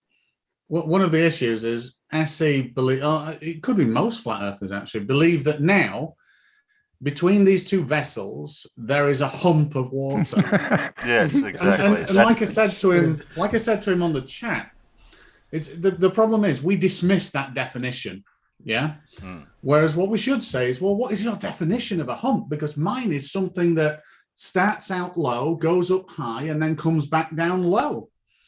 And with that definition, there is no way that the water in between these two objects is a hump. The elevation stays the same. You just happen to be traveling around this big ass curve, SE. Big ass curve. What happened was your sight line lowered. Yeah. You are looking slightly down, and so the water is higher in your sight line. I've just thought of a good demonstration of what's actually happening here. I did try explaining it. I said, it's the tangent. I'd have to start looking down, and that's not applicable. But what I could do here is I could, let's say, create a. Let's have a plane.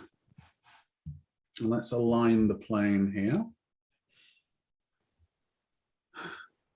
We can all talk while I'm doing this, by the way. Yeah, I was just going to say, SE was asking in the chat, could I have some blueprints for the Hasselblad? And basically what you're doing, Dean, is blueprints for his twin boat paradox. So if he wants to believe blueprints, well, believe what you're doing there with your graphics, which is basically a blueprint. Yeah, I mean, graphics. Graphics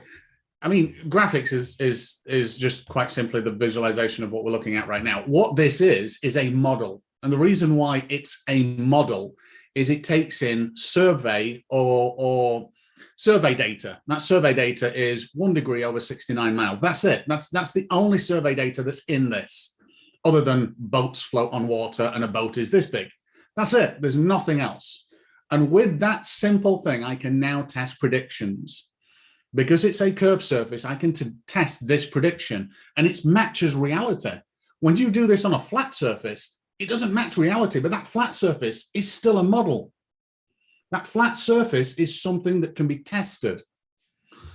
But yes, what I was going to say for SE is these, I'm going to create some huge objects here that represent the actual vectors of the orientations of these damn big boats, and we'll see what actually happens.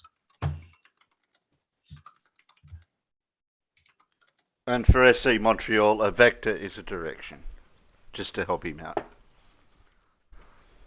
Not just a direction, a magnitude as well. Yeah. Gotta have both. Well, if it's a unit vector, you don't. But anyway.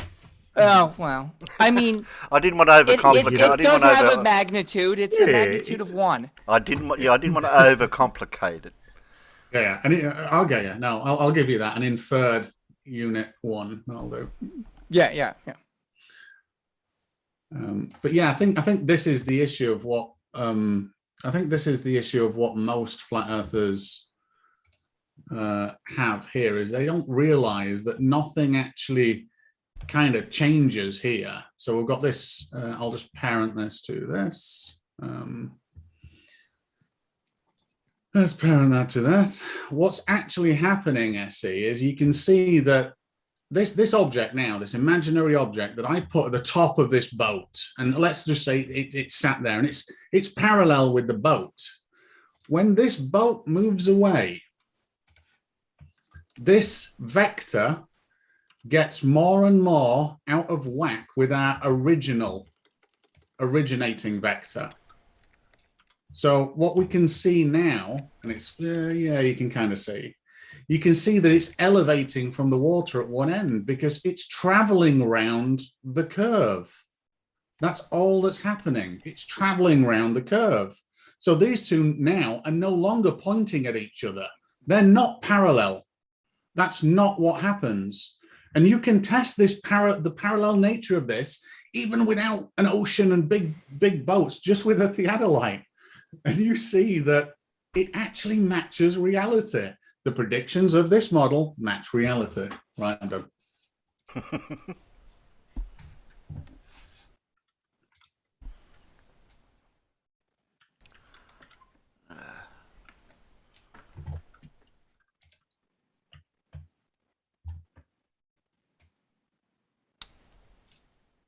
What are we up to? Oh, since it's the Titanic all over again. Oh, we know what happened with that. Yeah. They went over the curve, obviously.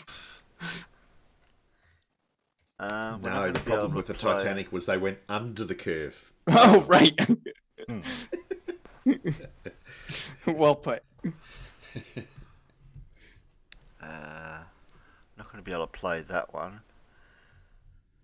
Only got time to play this one.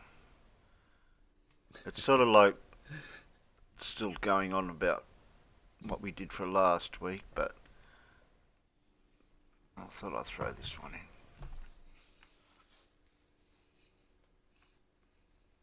This is going to be a quick video on the truth of what is a nautical mile, because there's a lot of rubbish out there about them being connected to a globe arc, which is not true. Nothing to do with a globe arc whatsoever. What is a nautical mile? 1 nautical mile equals 1 minute of degree. 60 minutes of degree equals 1 degree. So 1 degree equals 60 nautical miles. Degrees are measured with angles, and angles to the celestial objects measure a difference in degrees from a starting point of Pause it at any time, please. For example, an angle that is 36 degrees off the horizon. He keeps on saying this word moil. Isn't a moil the rabbi that cuts the foreskin off the penis when you circumcise someone? Yeah, that's what a moil is. I think so. A mile, on the other hand, is a unit of measurement. Righto, go. Horizon means that there is a deficit of 54 degrees from the 90. So that's 54 degrees of celestial distance from the observer's position, which gives us a straight line sky measurement of 54 degrees by 16 nautical miles. which is 3,240 nautical sky miles. So nautical Sky miles? Is that's a new one? Oh my god! Sky miles. What is there? These is these speed posted signs in the sky like it says 100 with a circle with a 100 Wait a minute, written when on it? you You got to go 100 kilometers an hour or whatever. I was going to say, I used to have a ton of sky miles when I could travel all the time. Yeah, same. Sky miles, you accumulate them when you go on holiday. Jesus. Right, yeah. And they like frequent flyer points. Yeah, frequent Right, flyer, yeah, exactly. Yeah. Hey, hello. Oh, hello. We got a voice. John. Oh, hey, Sean. Are you over in Are you over there? Or we're over here. Over where? In Zoom. On my channel. You want a link? Do you want a link? Yeah, sure. Okay. Where are you going to put it? I'll DM it to you. I just wanted to say something real quick about Brian's Logix thing. I did some calculations, and according to him, with the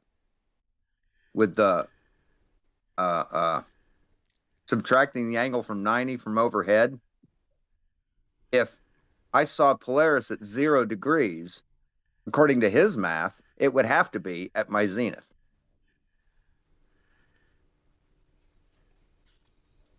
To subtract 90 from 90, you get 0. That means it's directly overhead, right? Yeah. Later. That was the other day. I think it was during the Kyle Adams one. Toon had a AE map, and he's like, where are the stars? If I look north and I see a star on my horizon, where is that star? Like, it's because it's not somewhere on the earth. So, like, am I seeing all the way past everything? Am I like, where is this star? I couldn't answer the question.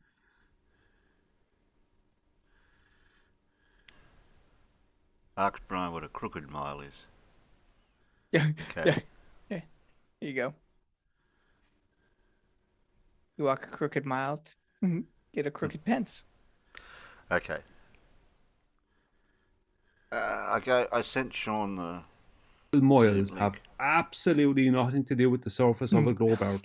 They are a measurement of the sky, which are then translated onto the Earth's surface via the zeniths of the observer and chosen celestial object. Surface-based measurement is done in statuette miles. Statuette miles are not a reference of or determined by the sky. Only nautical miles are a measurement of and determined by the sky. There is no such thing as a globe-based nautical mile.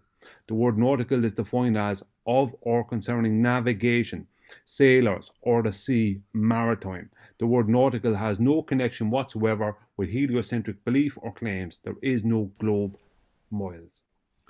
Okay, this is very simple. Okay, here is the GP of the star. Here is the observer. Here is a 40-degree angle, right, to the star, which is here. Okay, this is the observer zenith here. This is the zenith of the GP of the star. They have a co-altitude. Okay, I'm just going to read this out here. Then I'm going to show a very, very quick demonstration to show exactly what nautical miles are. And why is the observer on the ground? I mean, there's no elevation to the observer, or does that matter? No, it doesn't. I mean, if you were raised up, you would take that into account, but you could do it at the ground. Oh, you mean like an almanac, maybe? I think it's just a simplification. I mean, you know, they're not going to take into account like altitude and stuff like that, or elevation. Okay. Like that. That's just crazy. Oh, okay.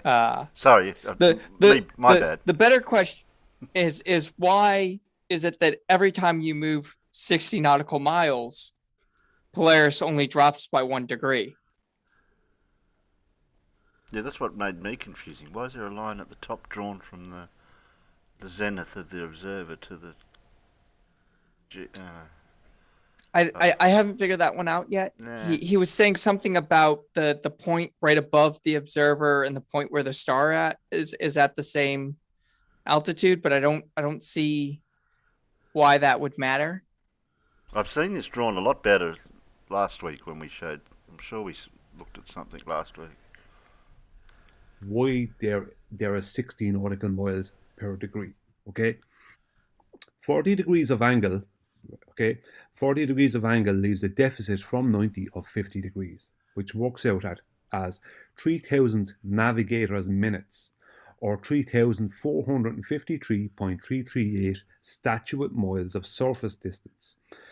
But a more well-known term when referring to navigators minutes is nautical miles, as they had to convert every single navigator's minute into an Earth surface equivalent, and that is why 60 navigators minutes became 60 nautical miles. Attention, attention, attention. This No, not even close. Not even, yeah. Not even close. It's. I'm not a navigator, but that seems wrong. A minute, yeah. A minute of latitude subtends 1 nautical mile. That's the reason. Every time you change your latitude by 1 minute, you have to move 1 nautical mile. That's where it comes from. Yeah. Well, we like using 60 because it's a highly divisible number, especially with curved surfaces. So you can divide it up in a lot of different ways. And it makes it really easy. Well, yeah. To use for a lot of stuff. So like they probably noticed that the star decreased by 1 angle, or an equal amount every time, and they probably chose 60 nautical miles as a just something that lined up really easy with what was going on in the sky. I don't know the exact history, but that would be my guess. The exact history is that they knew that the Earth was a globe, and they come up with a coordinate system called latitude and longitude, and they knew that if they divided it up in such a way that 1 nautical mile was, as Blue said, 1 minute, it works. Yeah. Right. It was literally that. They knew that the Earth was a globe, and they knew that the coordinate system, they basically designed the coordinate system of latitude and longitude on the fact that the Earth is a globe. Yeah. Yeah. I don't know how old take the nautical distance, miles is. If you take the distance from the North Pole to the South Pole, that's exactly what they did. Yeah. That distance divided by 180 degrees, right? That's 1 degree of latitude. And divide that up by 60 again, and you get a statute mile being equal to 1 minute. The angle, the length, the distance across the surface of the Earth subtended by 1 minute of latitude. Well, you need statute miles, as I remember, are a little bit shorter because you need yeah, statute 60. miles are statute miles don't have any basis whatsoever other than somebody passed a law and said that's what we're going to make it. Yeah. We inherited them from the English. I mean, they could have said a statute mile was 5,000 feet, but no, they wanted to make it a bit more complicated. Let's just add 280 to that. It has to do with furlongs and rods and mixes up furlongs and all kinds of other goofy things. Yeah. It's all from the English. It's all their fault. 16.5 feet for a rod or some damn, I don't know. We're gonna blame it had to do with how much a person could work, how much land a person could work. So like an acre was how much land one person could work in a day, and that was divided up into so much, which came out to be furlongs, and I forget exactly how it works out, but yeah. This is the important part. Navigators' minutes are sky miles, and have absolutely nothing to do with a Sky. globe out or heliocentrism. Nautical miles reference the sky, and statute miles reference the earth. One is for distance, statute miles, and the other is for navigation, nautical miles. Wait. Or Pause. navigators I know minutes. we're just paused, but pause.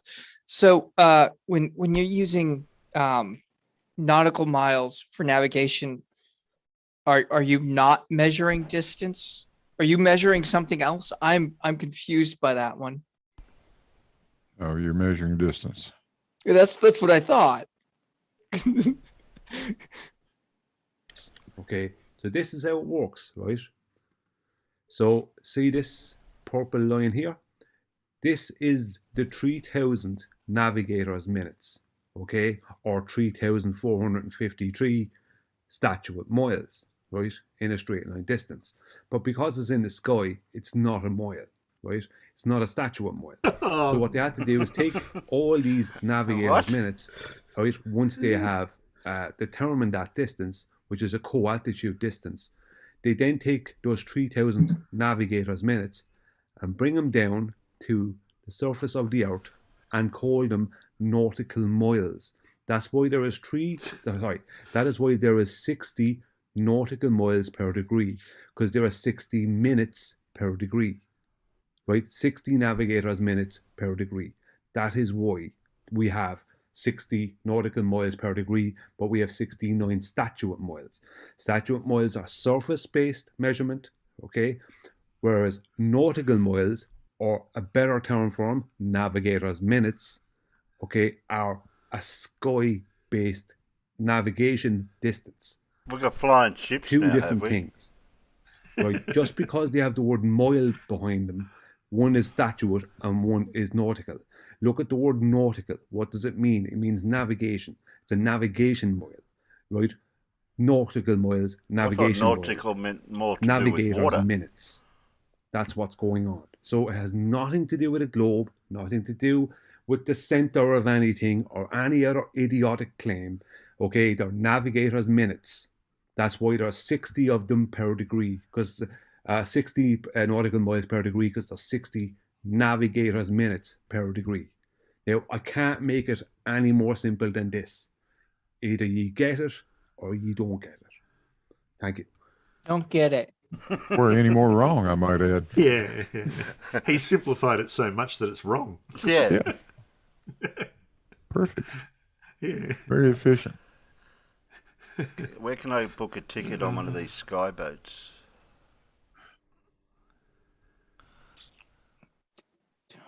No.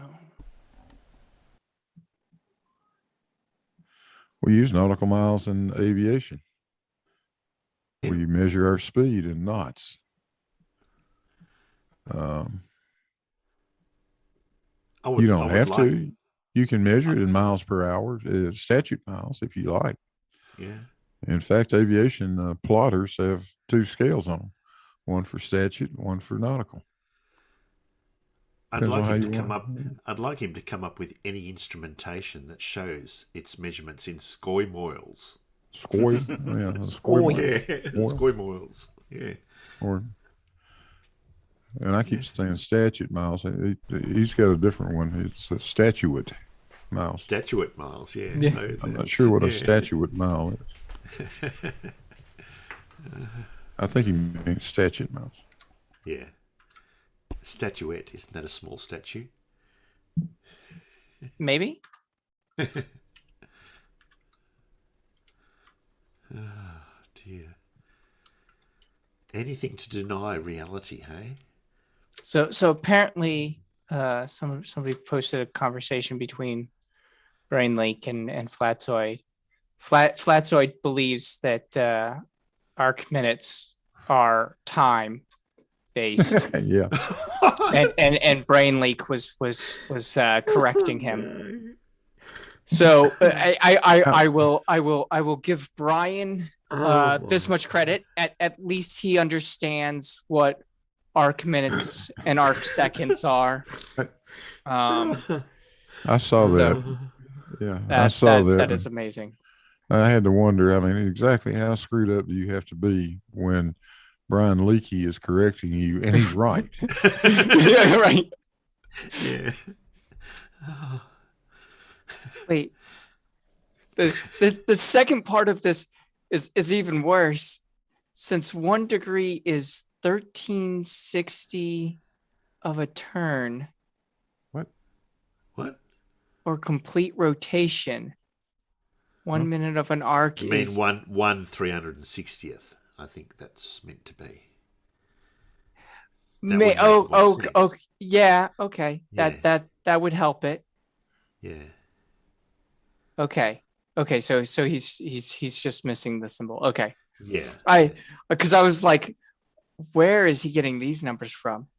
Yeah. You got to think like a flurf, donkey. It's too late for that. I have too many brain cells.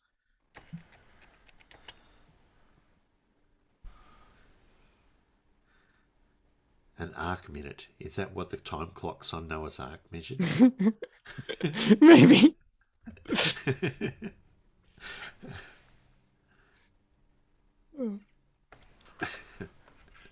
And as usual, they got once again, Brian gets the drawing wrong. He shows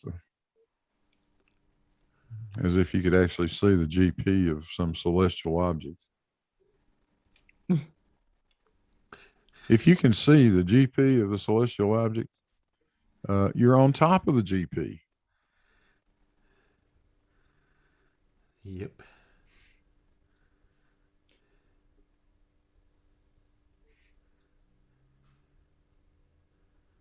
I thought I kept that image with the circle, with the zenith and the GP and the... That's where they get this wrong time and time again. They start with that false premise that in navigation, somehow or the other, you can, from your position, you can actually see the GP of the celestial object you're looking at. No, you can't. Unless you happen to be right under it, in which case it's pretty useless to you.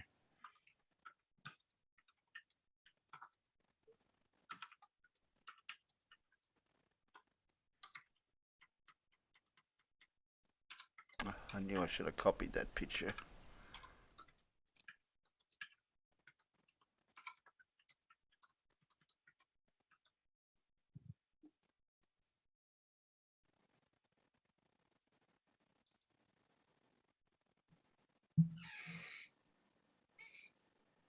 That was from last week's video that we played.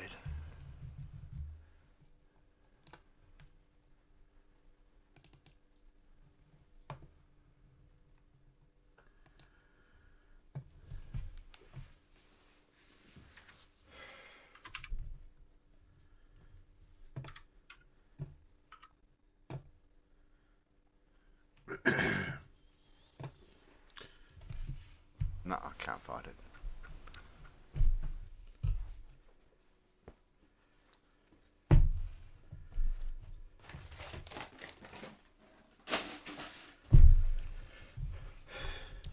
Did someone say Fred's name?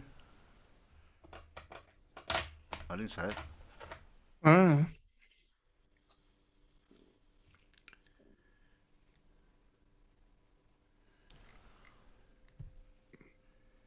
Well, I said knots a while back, but I was talking about speed. Not Fred.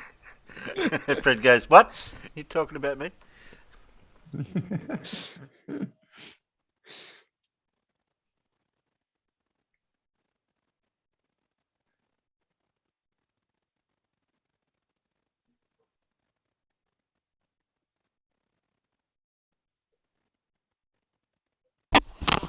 Hey Google, lights off. No,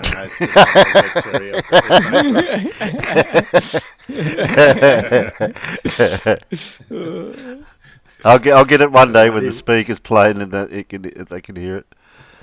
That'll only work if I have it going through my speakers. Because you know I'll do it. I left you a message in the internal chat here. Paul. Oh, okay. I thought you read it. Is that to? Yeah. No, I didn't. I had no idea. But are you ready for a quiz? Are you? Oh yeah. I think we're ready. Okay.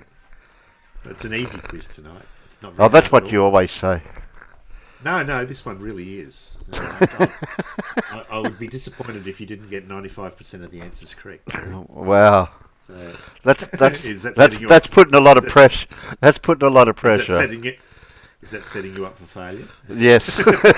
Exactly. No, it is. This is a very basic, very easy quiz. Because you know, if I get questions right, other people will get them wrong. I was gonna say it's okay, Terry. I showed up tonight, so you know you've got at least one person you're gonna do better than. Oh, okay. No, I'm being genuine. This is a very easy quiz tonight. Yeah. So very easy. Right back to the basics, and then I'll do a hard one for next week. Because I'm just looking at the time we're going. By the time we do this, I'm not going to have much time afterwards for much, so we can probably stretch this for a little while and play one video at the end afterwards. All right. Are you ready for the quiz? Not yet. Give me a minute. Not yet. Give me a minute. Are you ready, Dean, for the quiz? You ready? I just want to find out. I think it's still loading. Yeah, I think it's still loading. You think it's still loading? I just have to check with Dean and Blue. Have to ask Blue too. Are you ready yet, Blue? Yeah, gravity. I like it. Gravity. That's gravity. Yeah. All right. So simple questions, simple answers, multiple choice. You just have to answer the question. It's really easy tonight. What percentage of the Earth is covered by water? Yeah, I know that one. You know this one, don't you, Terry? Yes. Do I do it to everyone or to you? You can just do it to everyone if you want. Okay. That's fine. That's easy. Yeah. It's too easy, that one. Next. It is, isn't it? Yeah. Until we all get it wrong. until someone gets one of them wrong. Yeah, exactly. Yes, it is 71%, and often you hear that the Flurfs get this wrong. They think that the Earth is 71% water, but that's not true. It's just 71% of the surface of the Earth is covered by I water. do correct them on that one. They say, "Oh, Earth's 70% water." No, it's not. No, it's not. It's significantly less than 71%. It's something like 0.5%. It's not much at all. I think I think everyone out there got that one right. Yeah. I think it's mostly iron, right? Silica. Silica. Okay. Yeah.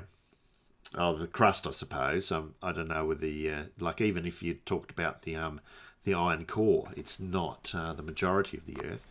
I think most of it is actually silica. Yeah. Okay. Next one. Humans and dinosaurs never existed on the Earth at the same time. True or false? Ah, gee. I could nearly do this blindfolded. Huh? You could, couldn't you? If I definitely there is a got... bit of controversy to this question, of course. Yeah. It depends what you classify as a dinosaur, isn't it? Because if you classify crocodiles as being dinosaurs, then yes, indeed, we are living on the Earth with dinosaurs. But that depends, because crocodiles have been around since the age of the dinosaurs. So is a crocodile a dinosaur or not? If it is a dinosaur, then yes, I guess the answer is true. But if it's not a dinosaur, which at the moment we don't classify it to be a dinosaur, the answer is here true, that humans and dinosaurs never existed on the Earth at the same time. True. I went the wrong way. What about chickens? They're dinosaurs. Chickens descended from dinosaurs. They aren't dinosaurs. Yes, but you are always what you descended from. Oh, is it like Kent Hovine's "this kind only produces this kind"?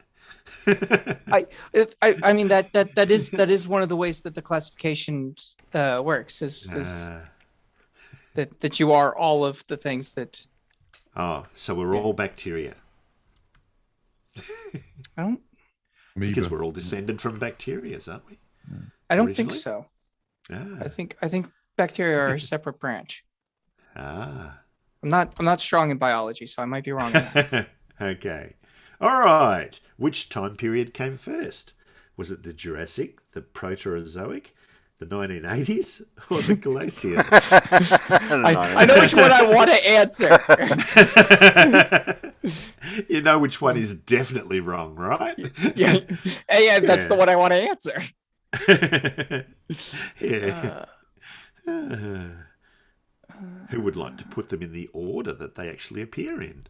Anyone know? Well, we know when the Jurassic is because that's something to do with the dinosaur. Yeah. So obviously that didn't come first, did it? No. So it's a toss-up between B and D then, isn't it? What do you reckon, Terry?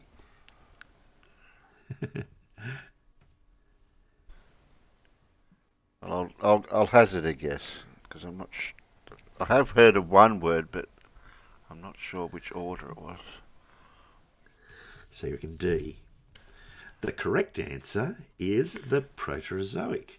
Yeah, it goes in the order of Proterozoic, Jurassic, Glacian, and 1980s. Okay? So the correct answer was the Proterozoic. That's the one I'd heard of before, but I didn't realise that's the first one. Yeah. Okay. What are the Earth's oldest fossils? Are they kilobytes, trilobites, velociraptors, or bacteria? Oldest as in the things that were on the Earth the longest, or as in the oldest ones that we found? The oldest fossils. In other words, fossils that we've found. Things that we can observe that we call fossils.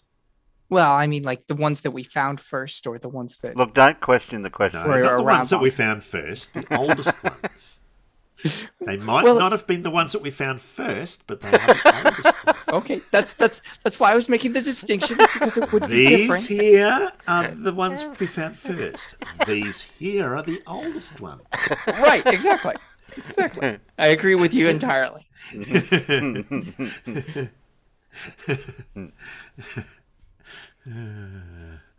You want to answer kilobytes, of course, don't you? You left out megabytes. I was going to say... Terabytes are pretty, yeah, they're pretty young. Yeah. I think it might have only been a nibble. Yes. Can you have a bacteria fossil is a good question. But isn't that one of the controversies that they were... remember that time when they identified a rock that said come from Mars? And they looked at it and they said that they could identify bacteria fossils within it. I think there was a lot of controversy about that, whether they were actually bacteria fossils or not. Yeah. So, yes, they can identify bacteria fossils in rocks and stuff. So, and the correct answer, of course, is bacteria. Yes. Did we get a D? Yeah. A D would be the correct answer. Yeah. Okay, next one. What kind of energy does an unlit match have? Does it have kinetic energy, chemical potential energy, thermal energy, or magnetic energy? And damn, after seeing this GIF, I want to do that to a birthday cake.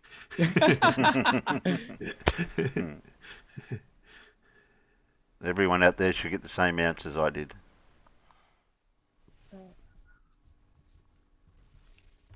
Yeah, they shouldn't they?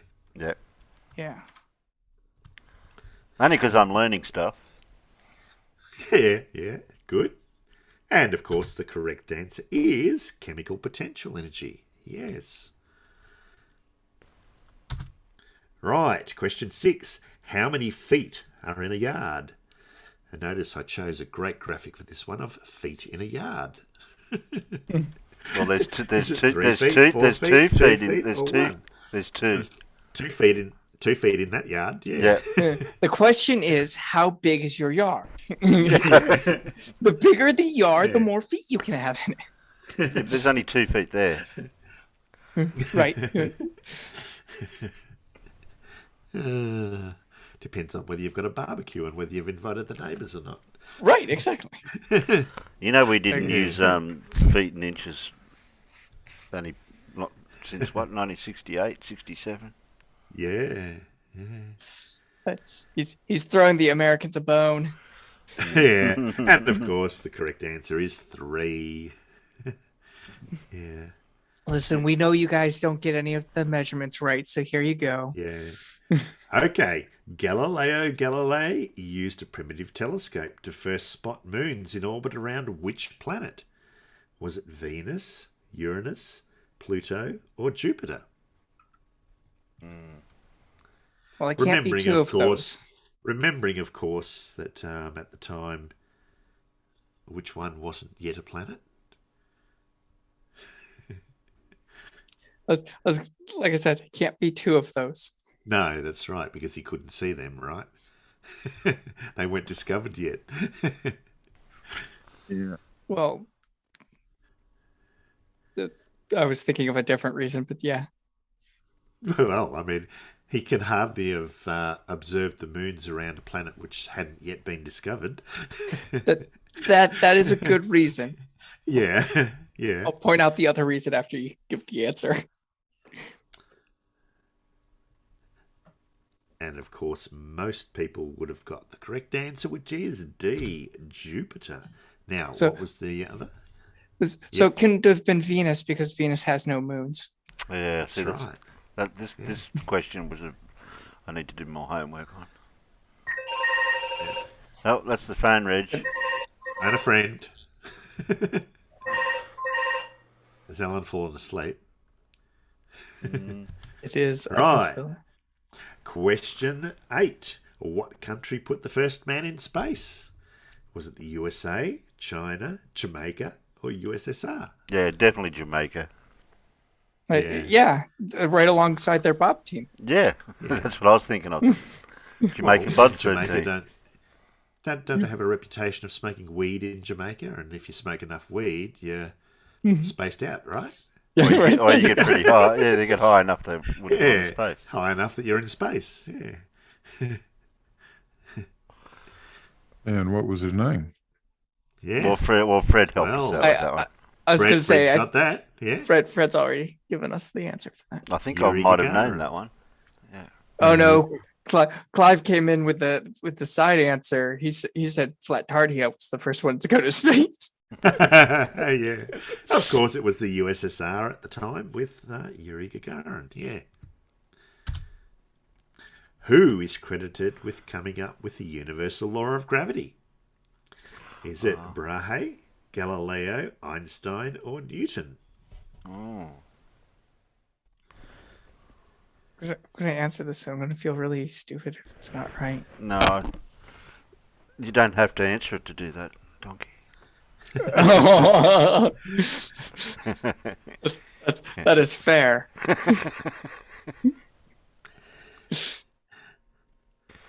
Quite in that form, however, but close enough. Yeah. Now, what do you think blew of that statement there? Only one object in the universe, no force of gravity. What's your take on that? Only one object in the universe, no force of gravity. Huh. Oh boy. Well, that thing is definitely, if it's the only object in the universe, it's still warping space-time. That's right. But I kind of there's agree no with that object statement. for it to exert a force on, if you want to look at it Yes. from a Newtonian standpoint. That's correct, yes. Like, for there to be a force, there must be another object that's interacting with that gravitational field. There will still be a gravitational field around that object. Yeah. But you won't experience a force unless you put another object there to interact with that gravitational field. Right? Correct. That'd be my take. Yeah. If a tree falls in the woods, no one's around to hear it. Does it really fall? Well, by definition, if the tree fell, then it has fallen, right? I mean, if you're going to start a statement with if a tree falls, then hasn't the tree fallen? I mean, damn. Maybe. Yeah. Yeah. You didn't see it? You would There's no way be you better can off know. saying, there's a tree in the woods. I haven't seen it. Has it fallen yet or not? Yeah, exactly. How did you know the tree fell? Yeah, that's right. How did you know there was a tree there? I mean, you start the statement off with, if a tree falls. I mean, doesn't that imply that the tree's fallen? You would think. Anyway, the correct answer for this question is, of course, Newton. He came up with the universal law of gravitation. All right. I was worried that it was one of those where he was the first one to like start the explanation, but the law came in later or whatever. No. What keeps a plane in the air? Is it positive thoughts? Lift and weight, thrust and drag, or answers B and C? Blue, do you need help with this one? It's definitely A. Positive thoughts. If I fall asleep, it crashes. Well, I mean, if all of the engines of your plane stop and it requires the engines to stay aloft, isn't the first thing you think a negative thought? Shit, we're going to die. And then the plane crashes, right? Possibly, yeah.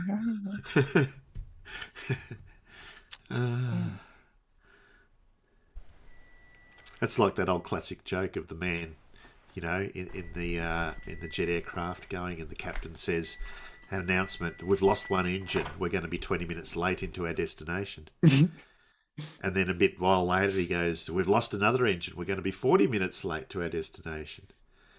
And then after a little while longer, the captain says, we've lost the third engine, we're going to be an hour late to our destination. And the passenger goes, hell, I hope we don't lose that last engine, otherwise we'll be up here forever.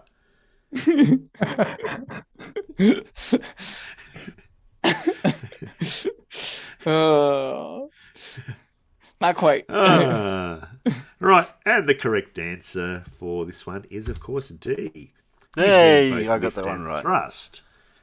You need both lift and thrust, which of course are counted by weight and drag. I was going to say, you can glide without C, but you won't stay in the air.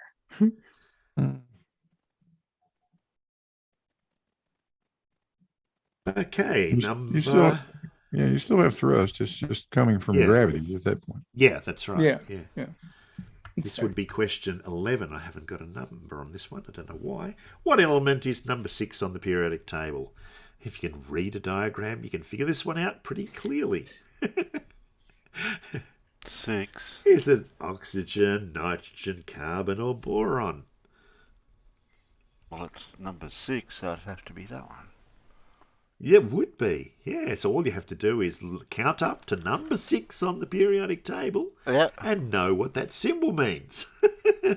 And it's not C for oxygen, it's not C for nitrogen or C for boron. It probably would be C for carbon, right? Good. Why do they call it carbon? Why do they call it carbon 12, Terry? Why do they call it carbon 12? Yeah. You know how you have carbon 12 and you have radioactive carbon 14? Carbon 14? As in Is carbon it to do with dating? Is it to do with the age? I No. thought that was to do with decay or something. Carbon 14 decays into nitrogen, right? But why do they call it carbon 14 or carbon 12 when carbon is number 6 on the periodic table? Any idea? There's something to do with its I can't think of the word. Something that decays in it, inside of it. It's got to do with the number of particles inside the nucleus. Right. If it's carbon, it means it's got 6 protons in the nucleus, always 6 protons. But it's also got something else in the nucleus, that's neutrons. But it can have different amounts of neutrons, but still only 6 protons. So as long as it's got 6 protons, it's carbon, but it could have 6 neutrons, it could have 7 neutrons, it could have 8 neutrons. And that's where the 12 and 14 and all sorts of other isotopes come in. Because it's the number of particles in the Isotopes, nucleus. that's the word. Yeah, that's right. Yeah. Right. Yeah. Carbon 12 is the stable one. Yep.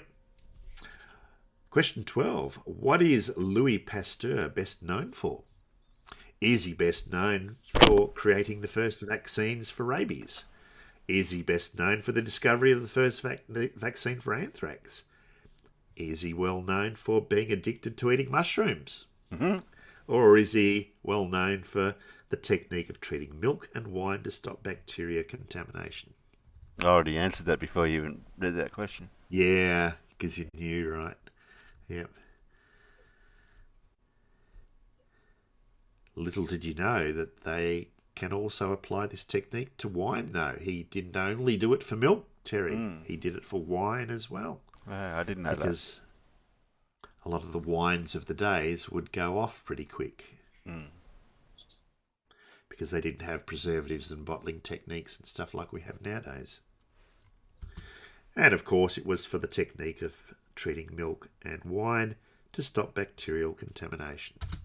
Remember when you were younger, we used to get the milk in the silver top and the red top. Yep. Yep. Question 13. What scientist is credited with first discovering infrared radiation? Was it Curie? Was it Volta? Was it Herschel? Or was it Faraday?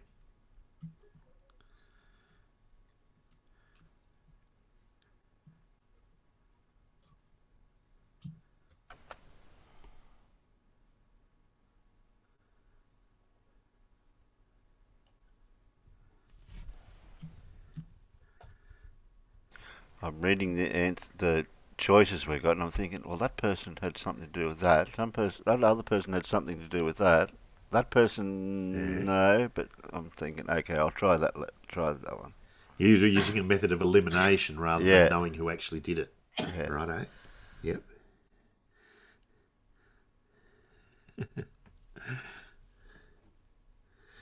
All right. The person that did this was, in fact, William Herschel. There you go. See, he process was the of one elimination. Yep. Because Curie was well known for what? Terry? For being Not a sure. madam. Pardon? Yeah, for being a madam. That's right. Something to do with radiation. Yeah, that's right. And Volta? Oh, Curie was the person that died from the radiation, wasn't it? Weren't they? Yeah. Eventually, yeah. Henri Volta? What was he famous something for? to do with electricity. Yeah, the voltaic cell, right? Yeah. And Faraday? Faraday? Well, you got the Faraday He cage. did a lot with electrics. The Faraday cage is named after him. Yeah. Yeah. He did a lot of the stuff that Tesla would eventually build on. Yeah, exactly. Yep.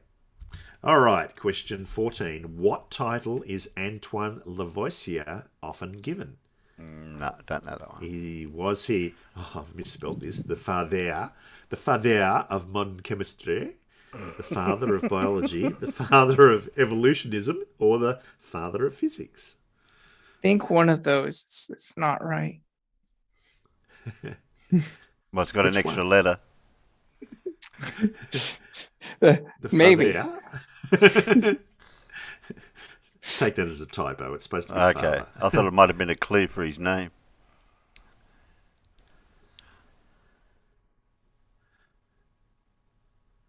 Levioso, isn't that off the with the wands with the Harry Potter? it's not Leviosa, it's Leviosa.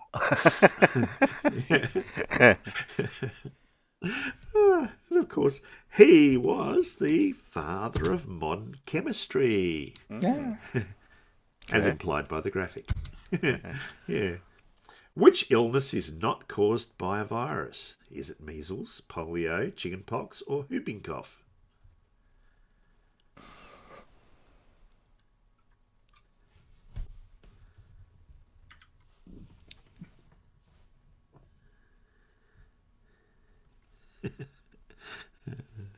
Not a virus. Not a virus, yeah. One of these things is not caused by a virus. Which one? 5G. I think it's that 5G. I'm only guessing because I've got two choices, so it's either that one or the other one. So I'll guess that one.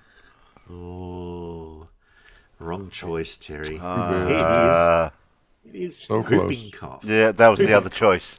Yeah. I was going to go that one or that one. All of the others are caused by viruses. Yep. And we have vaccines for all the other ones. We do. We have vaccines for whooping cough too. It's called Yeah. pertussis. Yeah. All right. Which element is liquid at room temperature? Is it barium, gallium, mercury, or gadolinium? Ooh, I think it's that one. Oh, didn't it go that one's through? a bit tricky. No, It is a very tricky one, this one. Not really. I thought it was that one. What? Because I have heard of that one before. Huh? What's either the top one I- or I- that one? I was going to say that. Well, yeah. I seen a video on it the other day where the person got Spooky a coin. Bit here says They made a coin out of it Speak. and handed it to their friend, yeah. and it melted in their hand. Ah, but that's not at room temperature then. All right, because your hand is warmer than room temperature. Right. All right, unless your room is at 37 degrees Celsius all the time, Terry. Maybe that's where he's comfortable. Yeah. I like Spooky Bedhair says milk, but where on the periodic table do you find milk? It's MK. You haven't seen that element? Yeah, Irish Stew says Freddie Mercury. Yeah. It's on the colloidal table, not the periodic table. Yeah. It is, of course, mercury, or otherwise known as quicksilver. Like Andre, what is classified as room temperature? Temperature. That'd be the temperature your room's at, right? Yeah, exactly. So what if my room is really warm or really cold? Yeah. Well, that's It's the room temperature. I suppose. Yeah. The beryllium. Gallium might be liquid then. What is room temperature for an Eskimo? That's what I'm saying. Yeah. That might be a little off. Well, a lot warmer than what it would be outside if they're in their igloo. Yeah. Question 17. What type of plates make up the Earth's lithosphere? Is it basaltic plates? Is it continentium plates? Is it tectonic plates? Or is it Denby plates? Oh, sorry. Are we posting the answers for everybody to see now? Yeah, you guys. It's a pretty informal quiz tonight, Alan. It's a pretty easy one. So, Good. I don't know what it is. Good morning, about- Alan. I don't know what it is about my daughter and son-in-law. They always seem to manage to ring during the quiz, and I'll sit here while I have to talk to them, and I always know the answers to those ones. Yeah, and then I come back in. And 17 questions. yeah. And of course, most people seem to have gotten this one right. It is tectonic plates. Yes. 7 major ones and a few minor ones. Which is the largest of the Earth's 7 major tectonic plates? Is it the Antarctic plate? Is it the African plate, the Pacific plate, or the Indian plate? I go with the Pacific plate.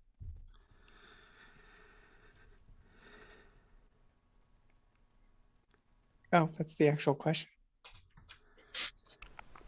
I'll guess the other one. Sorry, I looked away for a second, and I just thought. But Terry, there's the other 3.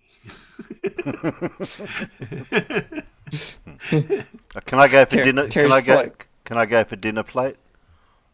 Dinner plate. There you go. Paper plate. Metal plate.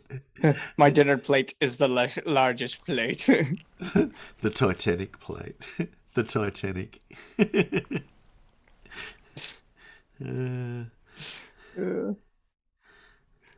On the AE map. On the AE map.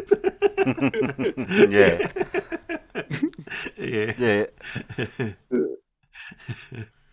Well, on the AE map, it's the Look, mate, engaged. the Pacific hula hoop. Yeah. Yeah, exactly. The correct answer would be the Pacific plate. It is a big sucker. It is very big, yes. But it's shrinking. All right. Slowly. Yeah.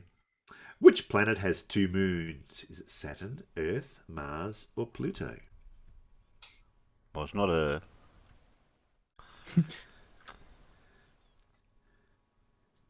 There have been claims, Terry, that Earth does in fact have a second moon, that it orbits in a funny pattern around the Earth, but it's extremely small, and I don't know whether you could really classify it as a moon.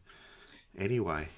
I was reading about one of the, I'm going to say rocks that is in a pattern. The problem is that its path is less around the Earth and more just around the sun with the Earth. Yeah. And the correct answer for this one would be, as shown in the picture, Mars. Oh, was that a clue? Yeah. All the pictures are clues, Terry. Sort of. Yeah. Okay, 20. A visit to which island prompted Charles Darwin's view of evolution? Was it the Galapagos Islands? The Maui? Was it Japan? Or was it Manhattan Island? That's easy. Manhattan. Manhattan he Island. determined things were going backwards. Yeah, that's right. It had to be Manhattan. Yeah, that's where evolution went wrong. That's where natural selection went wrong. Oh. It didn't work.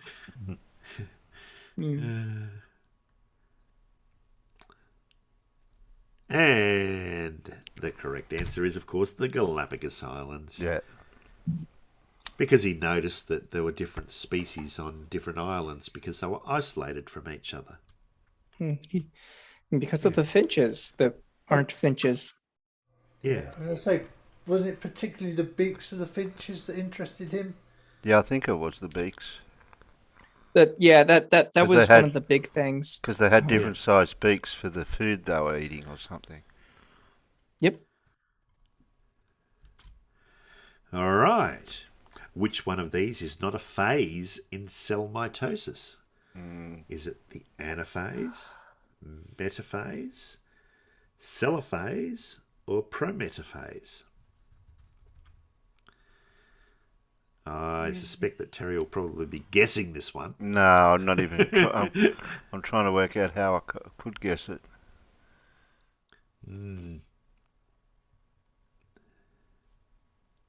Yeah, I'm going to go with that one too. If the clues by anything to go by, it's not helpful. No, the clue's not going to really help you much here. You just have to know or not know this one.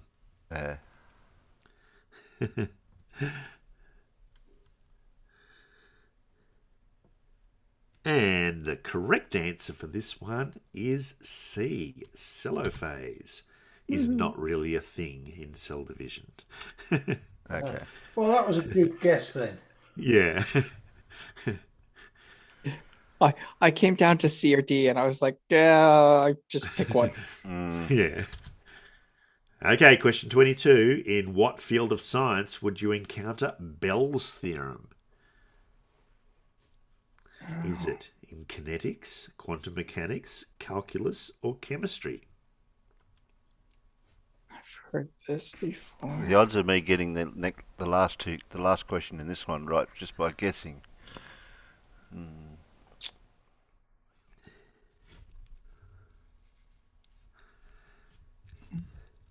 Bell's theorem. Come on, I'm dying. Someone's going to say, "Oh, that rings a bell." Yeah, Paul. This is a case of fall back to the Royal Air Force Trade Training School. If in doubt, put. Yeah. Ah, okay.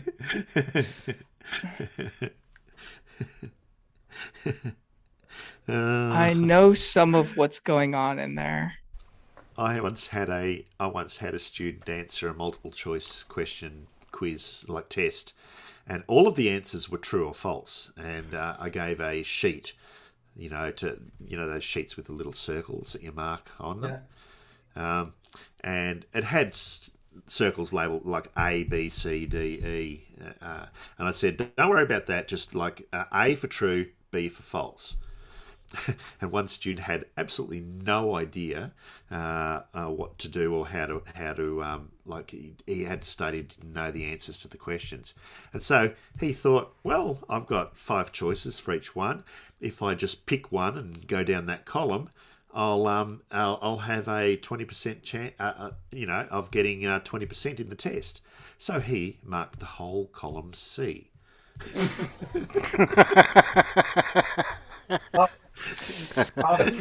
Listening to the instructions are important. Yeah.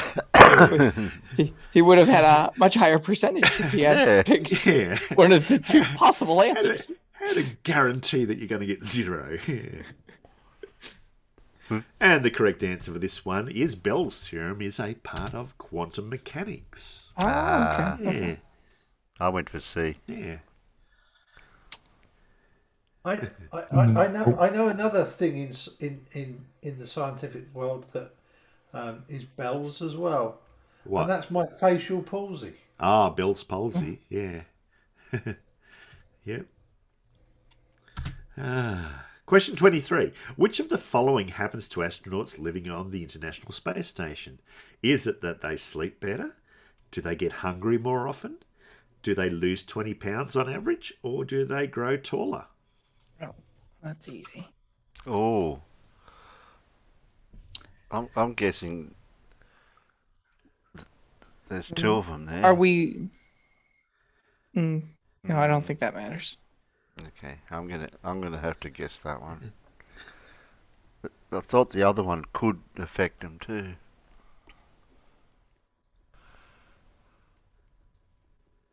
Because to get hungry more often takes something, and the A.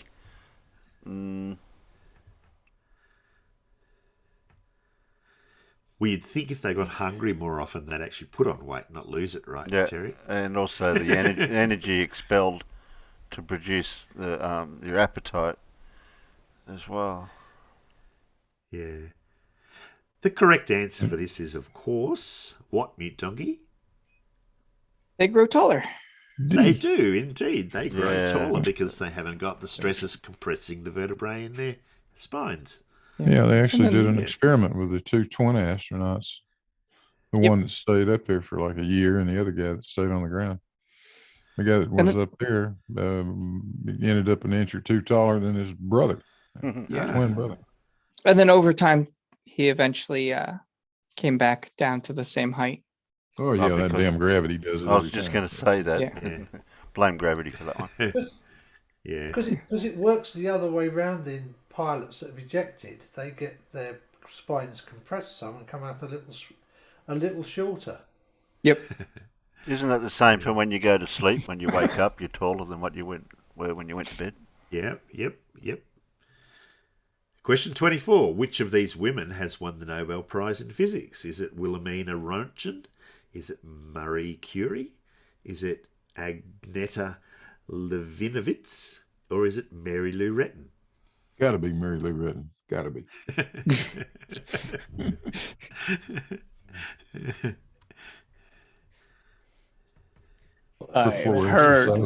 Her floor exercises were excellent. See, I'm glad you said that, Blue, because I've heard of one of these names, and that wasn't one Oh, of them. have you? Yeah. And of course, the answer is, unless you've been living under a rock, it's been Marie Curie. Yeah, or Marie Curie. Yeah, well, I got that Was one hers right. actually in physics? Okay. Oh, didn't it go Paul, through? I was waiting for you to tell us that they gave her the prize in chemistry and not physics, and it was one of the others. Because that's the sort of sneaky question to put in. Yeah, that's what I was thinking too. Yeah. Especially with the photograph of her. Yeah. Yeah.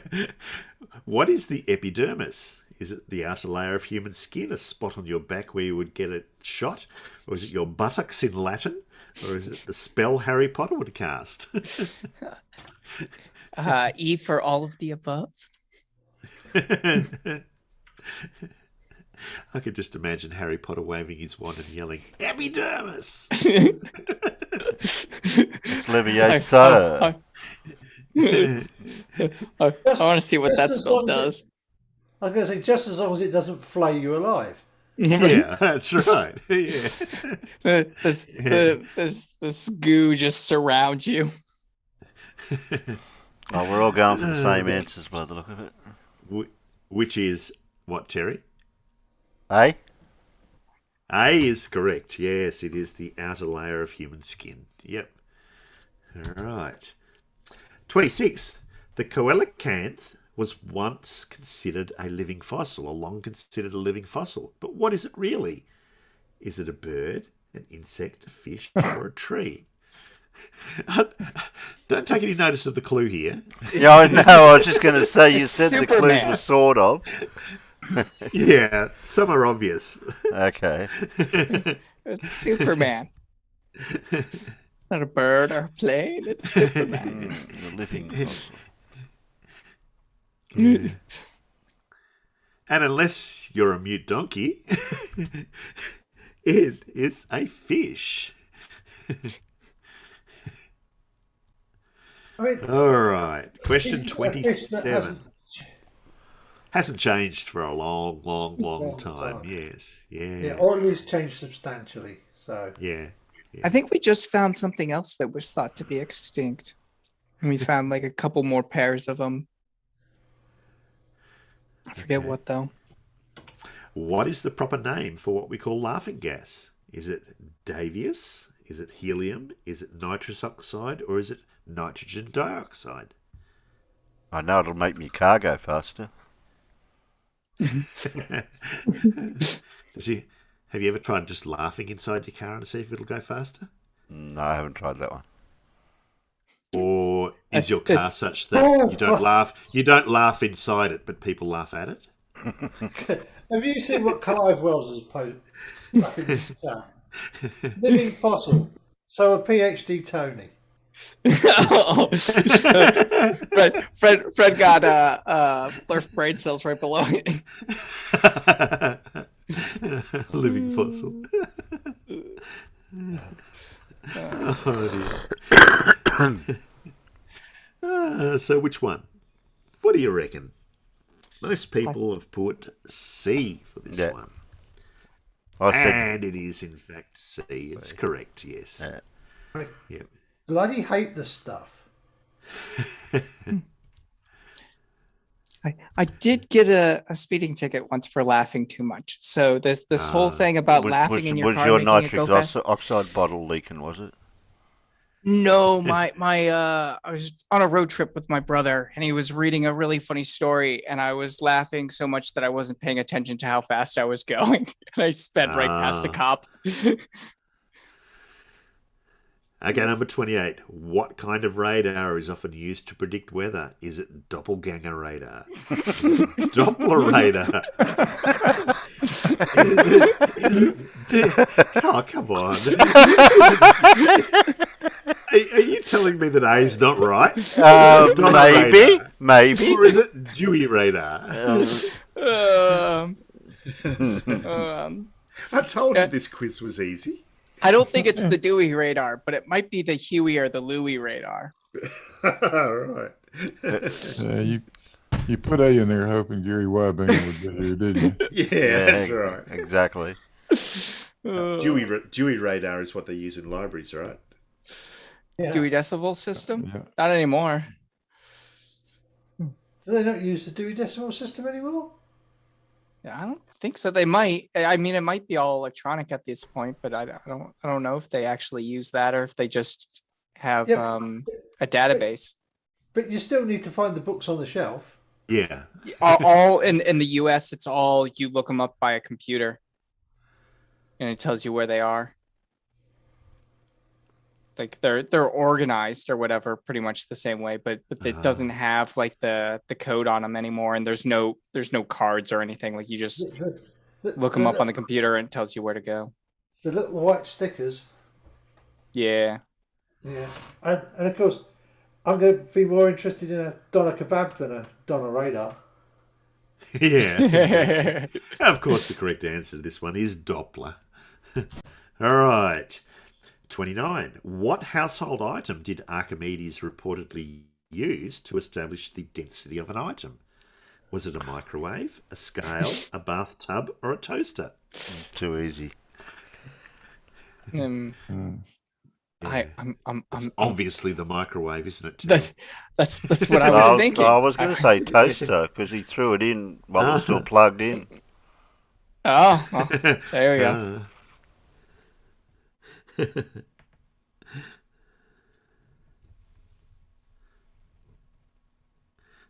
Was he testing for buoyancy as well?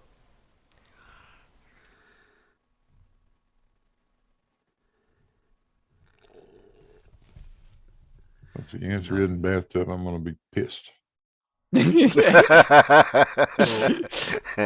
You're not pissed then, because the answer is a bathtub. Yes. I was going to say if the answer isn't bathtub, I'm going to have some questions. Yeah. All right. What is the proper name for a tree ring dating? Is it arborology? Is it dendrochronology? Is it seasonology? Or is it ringology? That's too easy, that one. I think I saw that movie. Which one? Ringology. What? Ringology. Lord of the Rings. I'm not asking any questions about that, mute donkey. Don't go on there. That sounds like something you'd find on that website that starts with a P. I was thinking of more of a ring or ringu joke, but okay, if you want to go there. Fred changed his answer.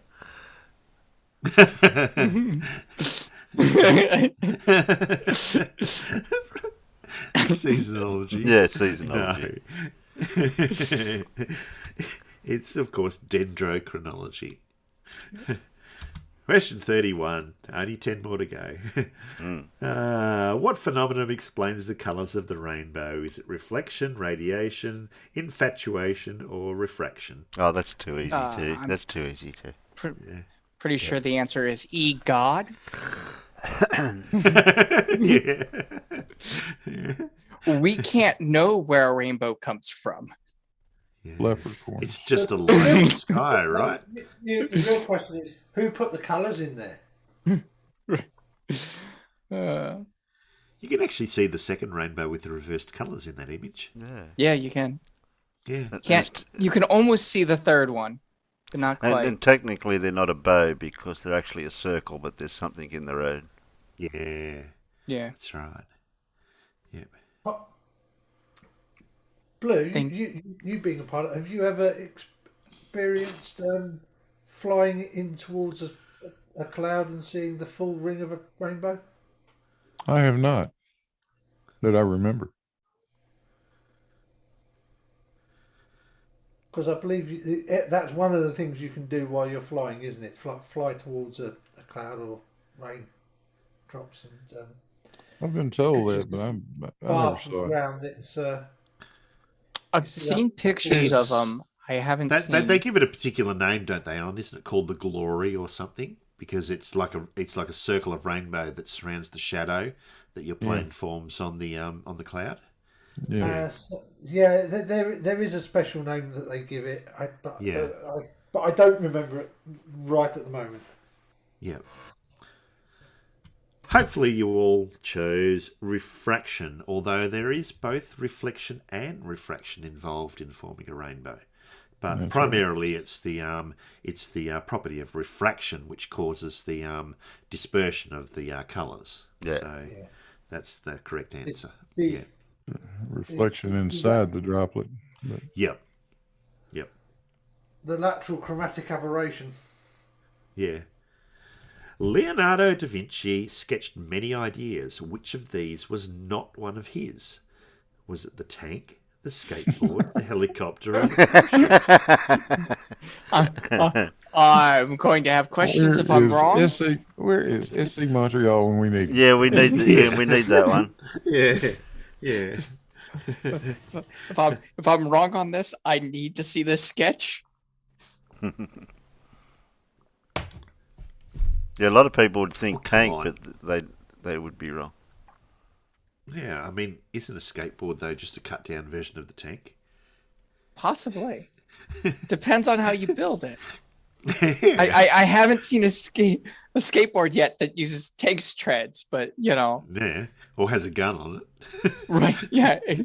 Well, I don't know. I've lived in some areas where that might actually be a possibility. Yeah. Be a possibility. Yeah. You know why Leonardo da Vinci didn't invent a skateboard? Because there was no half pipes back in the day. Okay. Yeah.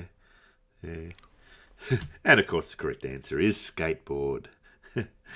Question 33. At one time, all of the continents were connected as one, called Pangaea. When was this? A long time ago. Was it the late Jurassic, early Cambrian? Or was it the late Jurassic, early Triassic? Or was it the Paleozoic, early Mesozoic? Or was it the late Mesozoic and early Paleozoic eras? A long time ago. All of those were a long time ago. Which one?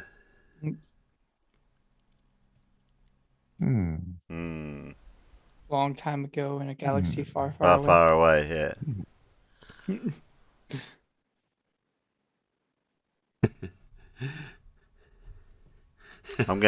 We're all gonna guess. I like Stu's answer. Pre 6 a.m. Before 6 a.m.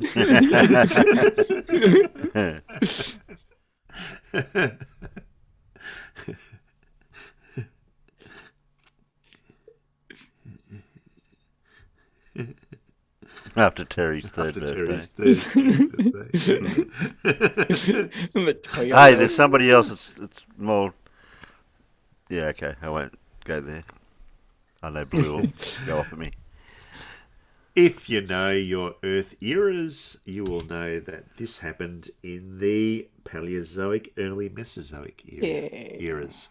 Did I get that right? Oh, did I? I C. Yeah, I did, yeah. C was the correct answer. Yeah. Should have gone with if in doubt, choose C there then, shouldn't I? Yes. If your potato has starch in it, which most potatoes do, by the way, and is tested with iodine, what colour will it turn? Will it turn orange, purple, blue, or red?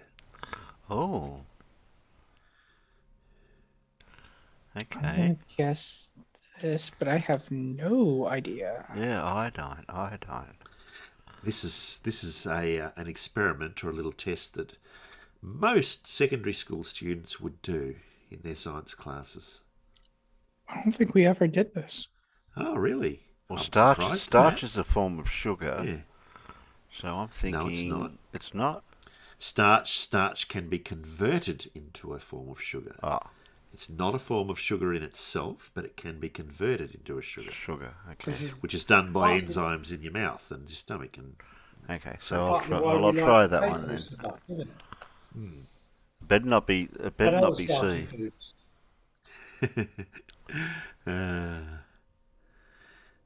You're going for that one, Donkey. Okay. Yeah, I mean... Yeah. I already said I had no The correct clue. answer, and a lot of people get this mixed up, the colour of this mixed up with silver iodide, in that if you contaminate your skin with silver iodide, it can turn a particular colour. But no, if you put iodine on a potato or iodine on starch, it turns blue. Wow. Yeah. See, there are purple potatoes, but I There didn't... are purple potatoes, yeah. Yeah, I was pretty sure that wasn't due to It's iodine. not because they contain iodine. Again, if in doubt, put C. Okay, Alan. We'll do that from now on. All right. What do you measure with a barometer? Is it the number of drinks served at a pub? Is it time? Is it atmospheric pressure or water depth? It's the number of drinks I've had at a bar. Barometer. And I'm not picking C because of Alan's theory.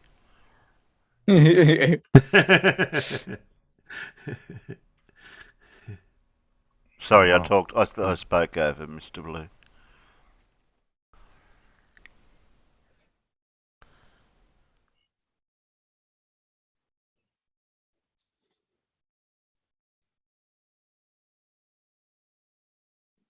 And the correct answer is, of course, as everyone knows, atmospheric pressure.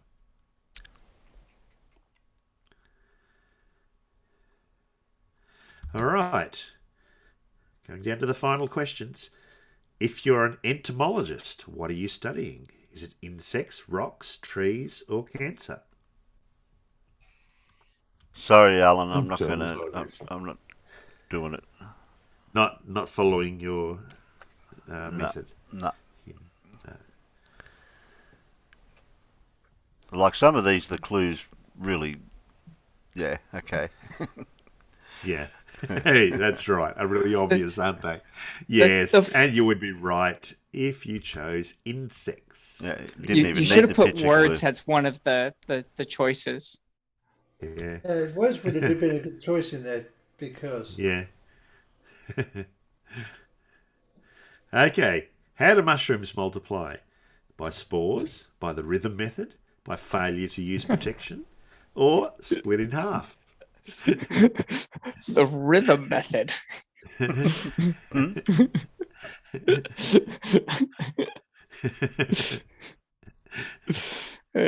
I mean, I feel like C could be true.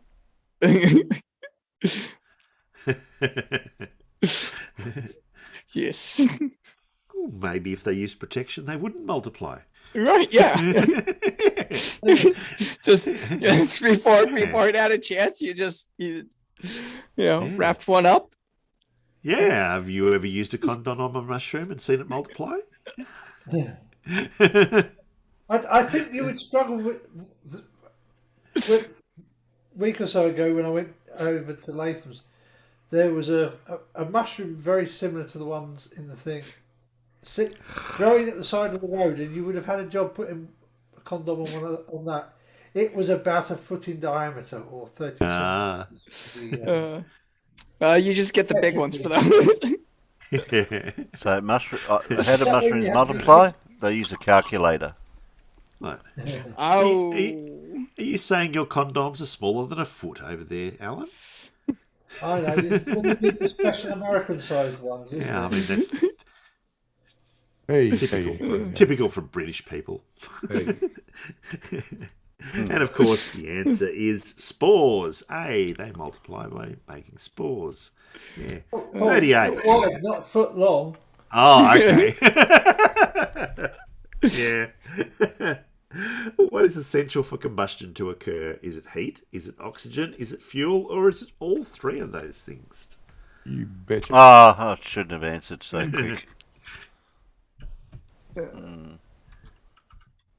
No, you shouldn't have, should have you? No. You should have read all your options first, Terry. Yeah. But then again, there is one there that... I'm guessing that's full of hydrogen. I'm not sure.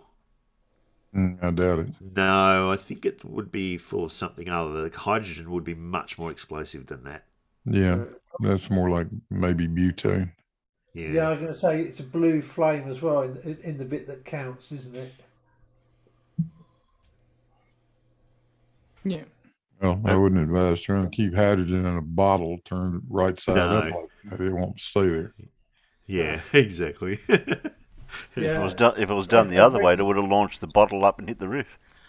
Yeah, and if it's a glass bottle, it's likely to end up in pieces. Well, yeah. Yeah. What it will do is just burn down to a point. You'll just get a little flame. It's a fairly narrow range, but it becomes explosive at a point. Yeah. At a certain concentration, I forget what it is. It's a pretty weak concentration. Yep. Okay, the correct answer. The correct answer is, of course, D, all three of those things. And if you've done anything with firefighting, you know that you can attack the fire by targeting either one of those things, either the heat, the oxygen, or the fuel, remove the fuel, remove the oxygen, lower the heat, you can put out the fire. All right. Question 39, second last one. How many ounces in a pound? Is it 14, 12, 10, or 16? Throw this one in there for the Americans. Yeah. And the British. Yeah. It's going to be really embarrassing if the Americans get this wrong. It I can't, is. these questions I can't read. I was only 6, 7, how old? 6, 7 year old. So I'm certainly an old enough Brit to remember before decimalisation. And of course, it was actually legal to use these units in the UK up until sometime in the 2000s, I think, because there was a bit because the EU were very insistent that we stop using it and make everything 450 grams. Well, I first started learning about kilos was when I was in first class, I think.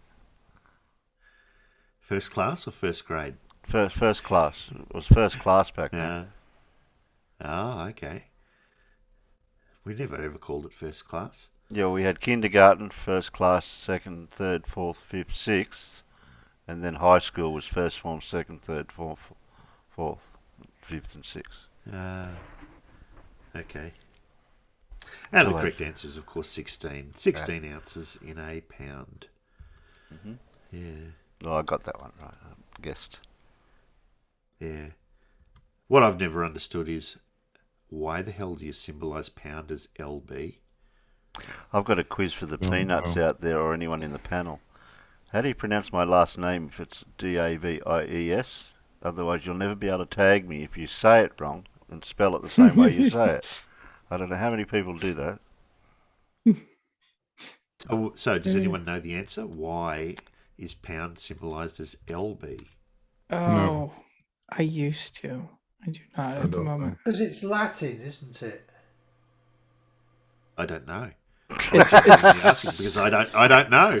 You're asking, that's why? Does anyone know? Yeah, exactly. Something like that. Give me a second. I believe it goes back to Latin because obviously it comes from the Romans.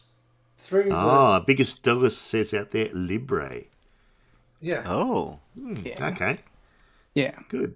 Yeah. And Howie's out in the peanuts. He said, "Oh, I've caught you live." Well, that's good that you've caught me live. You don't want to catch me the opposite to that. Dead. Yeah. Last question. Question 40. What is the largest body of fresh water in the world? Is it Lake Superior, the Mississippi River, the Atlantic Ocean, or the Caspian Sea? You can sort of join in if you want to talk, Howie, over in Discord. That's cheating, if you want to do it that way.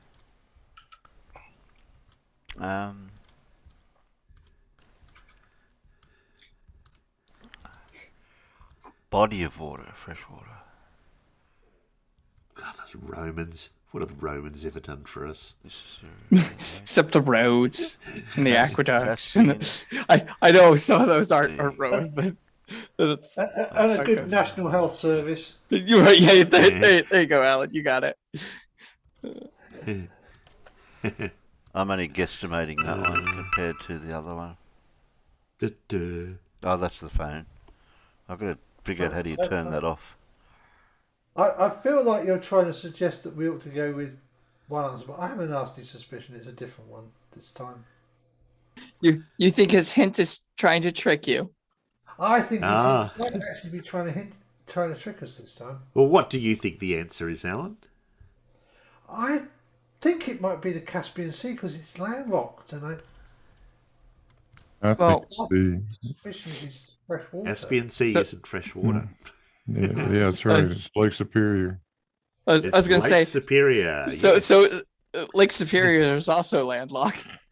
Yeah, that's right. But I thought the Caspian Sea was bigger, and I thought it was fresh.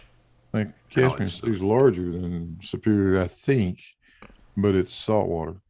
Yeah. Oh, there you go. There was your easy That was your Yeah. easy question quiz for That's tonight. that's How the did you like most. that, Terry? Yeah, that's the most answers I've got right in a quiz ever. Yeah.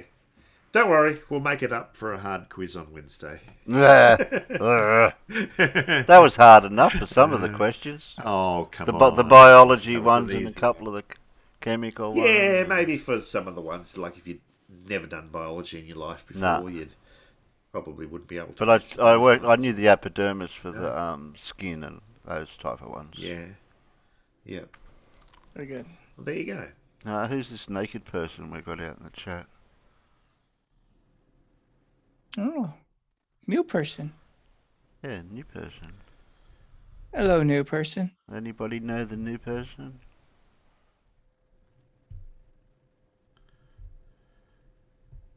Well, if they're a new subscriber, they can get a spanner.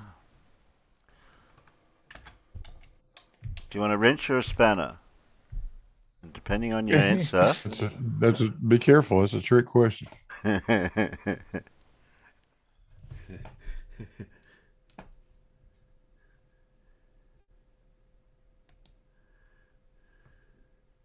I must be still hovering over 500 subscribers, eh? You got 509. 509, wow.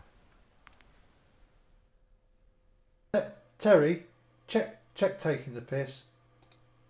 Check where? Taking the piss. Check. In the Discord server. I'm looking.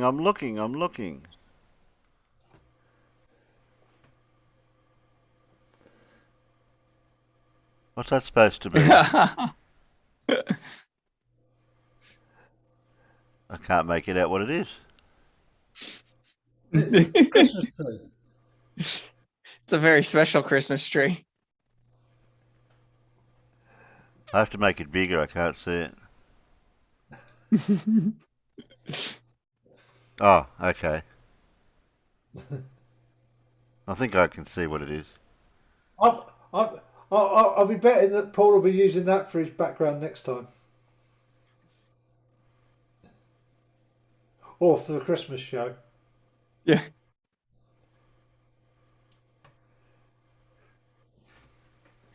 That cat does not look amused.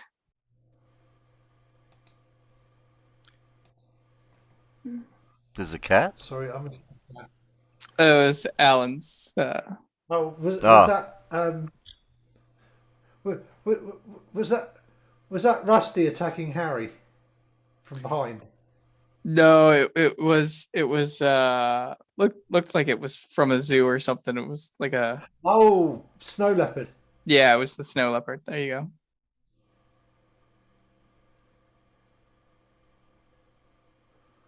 Here you go. Study up hard. This will be what next week's quizzes will be about, right? Thanks. Oh, it's been a while since I've done that. I do need to refresh. Yeah. I think we didn't do tensor calculus. I feel like I should have done, but I don't think we did anything that really needed it when I did my engineering.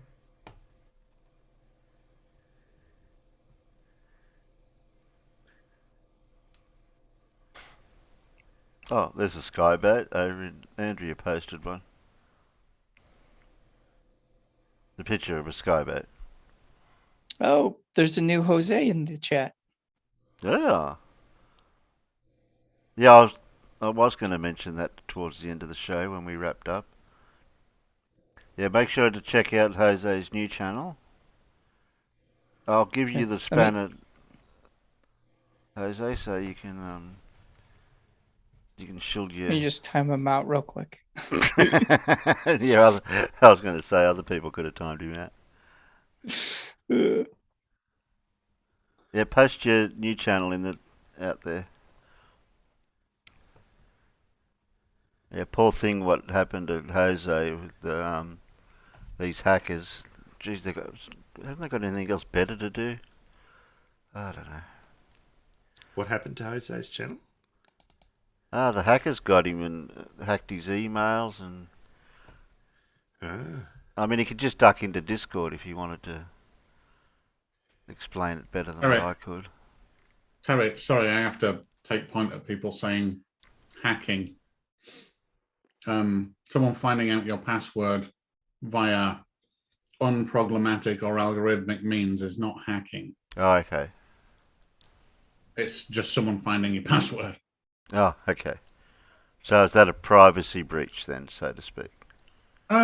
Yeah, I mean, in broad speaking, you can have something called social hacking, which is means outside of a computer, or you can have phishing, but neither of those are actually hacking. Hacking is where I do man-in-the-middle attacks, or I emulate a socket connection to read byte data to decode it and before passing it on. That's kind of hacking. I don't know. There's a lot of social engineering in hacking typically. I think it might have been just one of these phishing.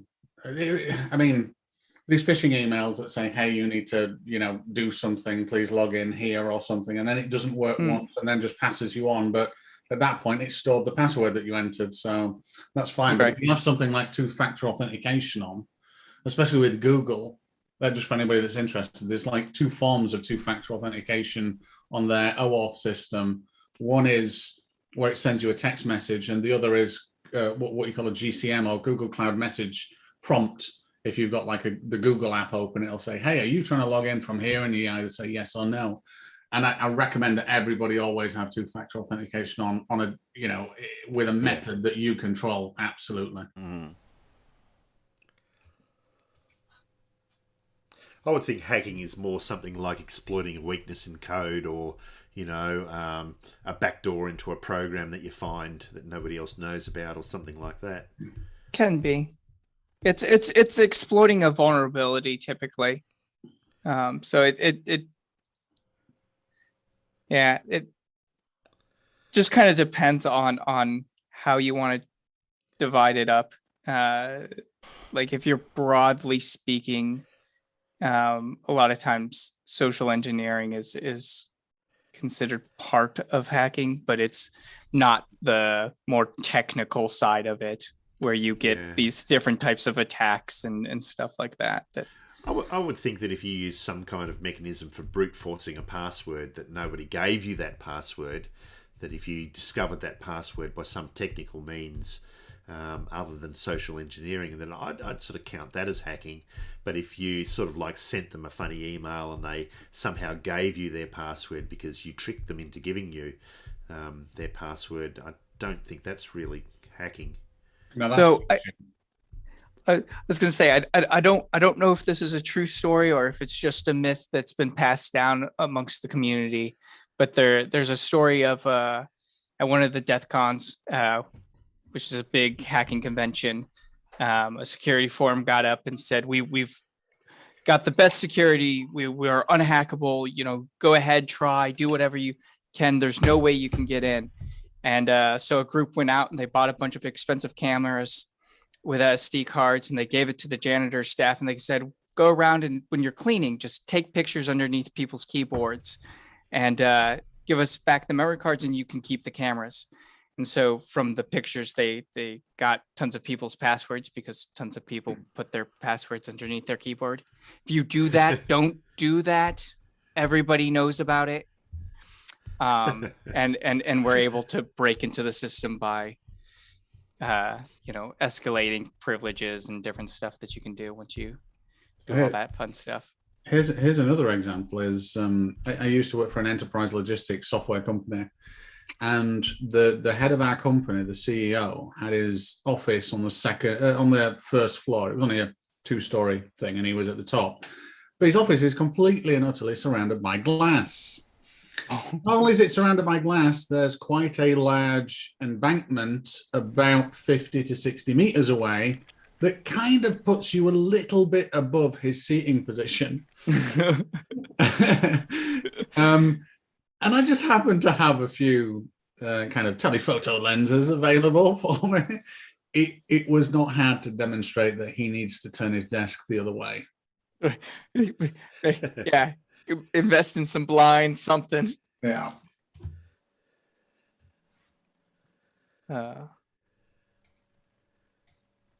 Of course, everybody knows that Hans Bethe and Richard Feynman both worked at Los Alamos on the atomic bomb, and there was a lot of controversy about the security of people's desks and filing cabinets and stuff like that.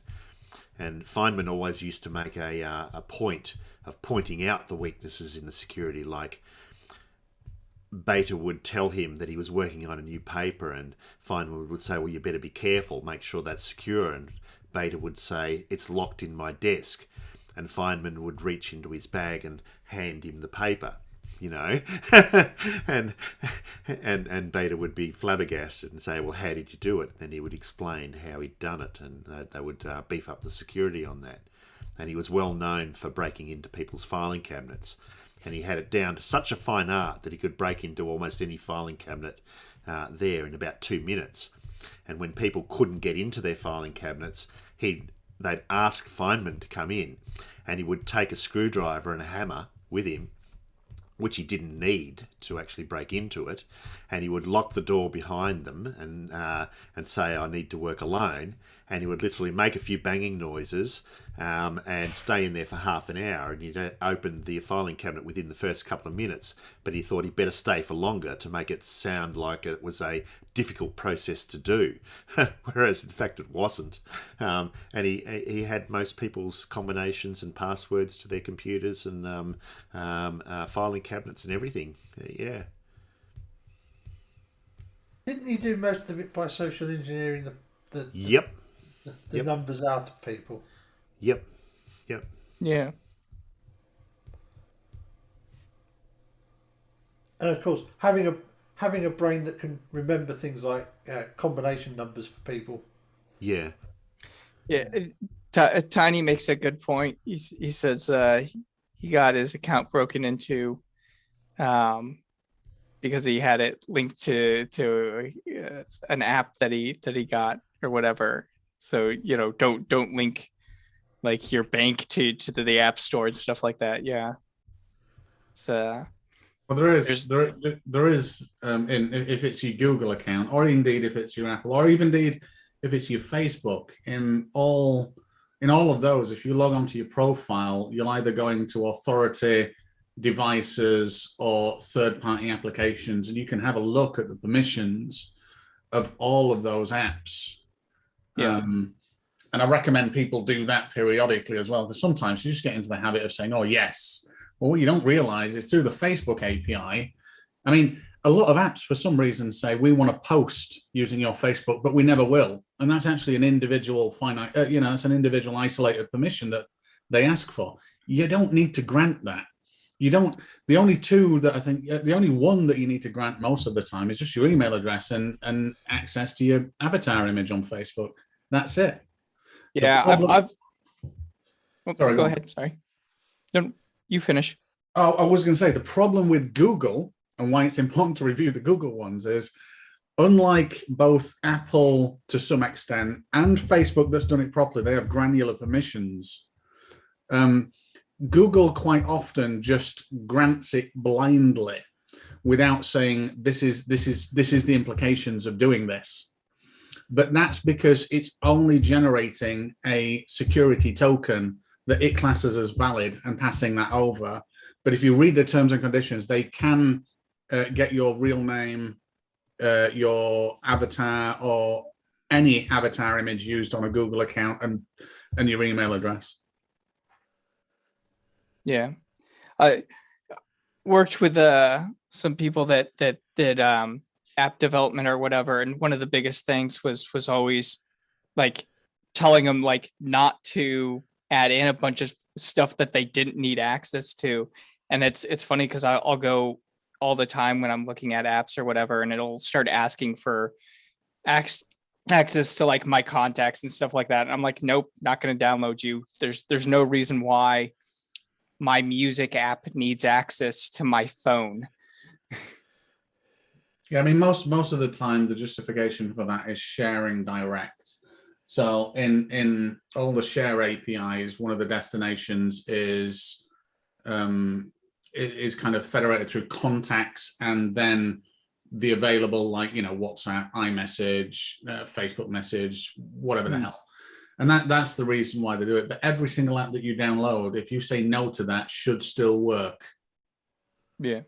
So you can still install it and just say, nope, not this one. No, thanks.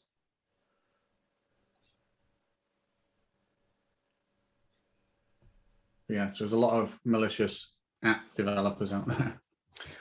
So some of them are malicious and some of them are just like they don't pay attention, so they over ask for permissions in case they might need. So some of it is just bad design. The problem is you never know which it is. Well, in all app development granular permissions, you get to specify a string, which can be a number of sentences explaining why you're asking for this. You pass it to the OS, and the OS then asks the user and then puts your explanation up on screen. So each one of those is individual to the app, or should be.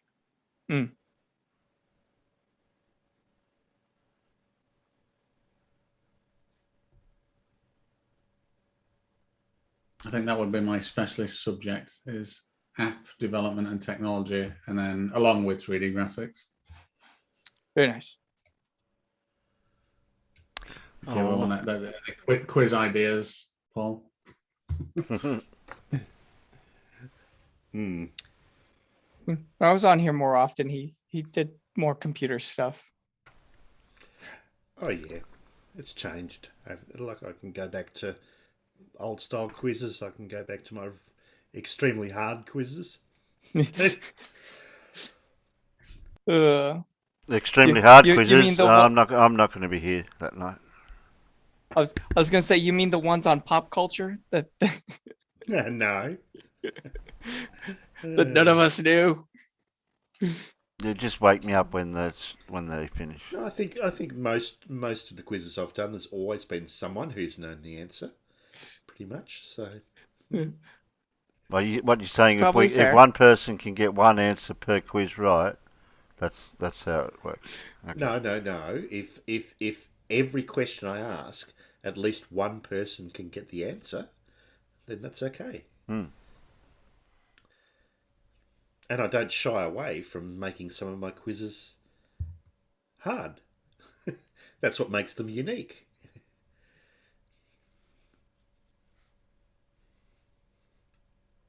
Nice if the one person that can get it's nice if it's a different person, even if it's just the one. It usually is. That gets each question right as well, isn't it? Yeah. Well, it looks like we've got time for just one video, because we've been going long enough, and then we'll wind up. Mm-hmm. I think Simon's one will do, because Flat Earth's most absurd argument to date. I thought that. See if that's a new one. If that's something new, Right before the sun rises. That'll be something different. Yeah. What haven't they mentioned yet? Gone through everything else.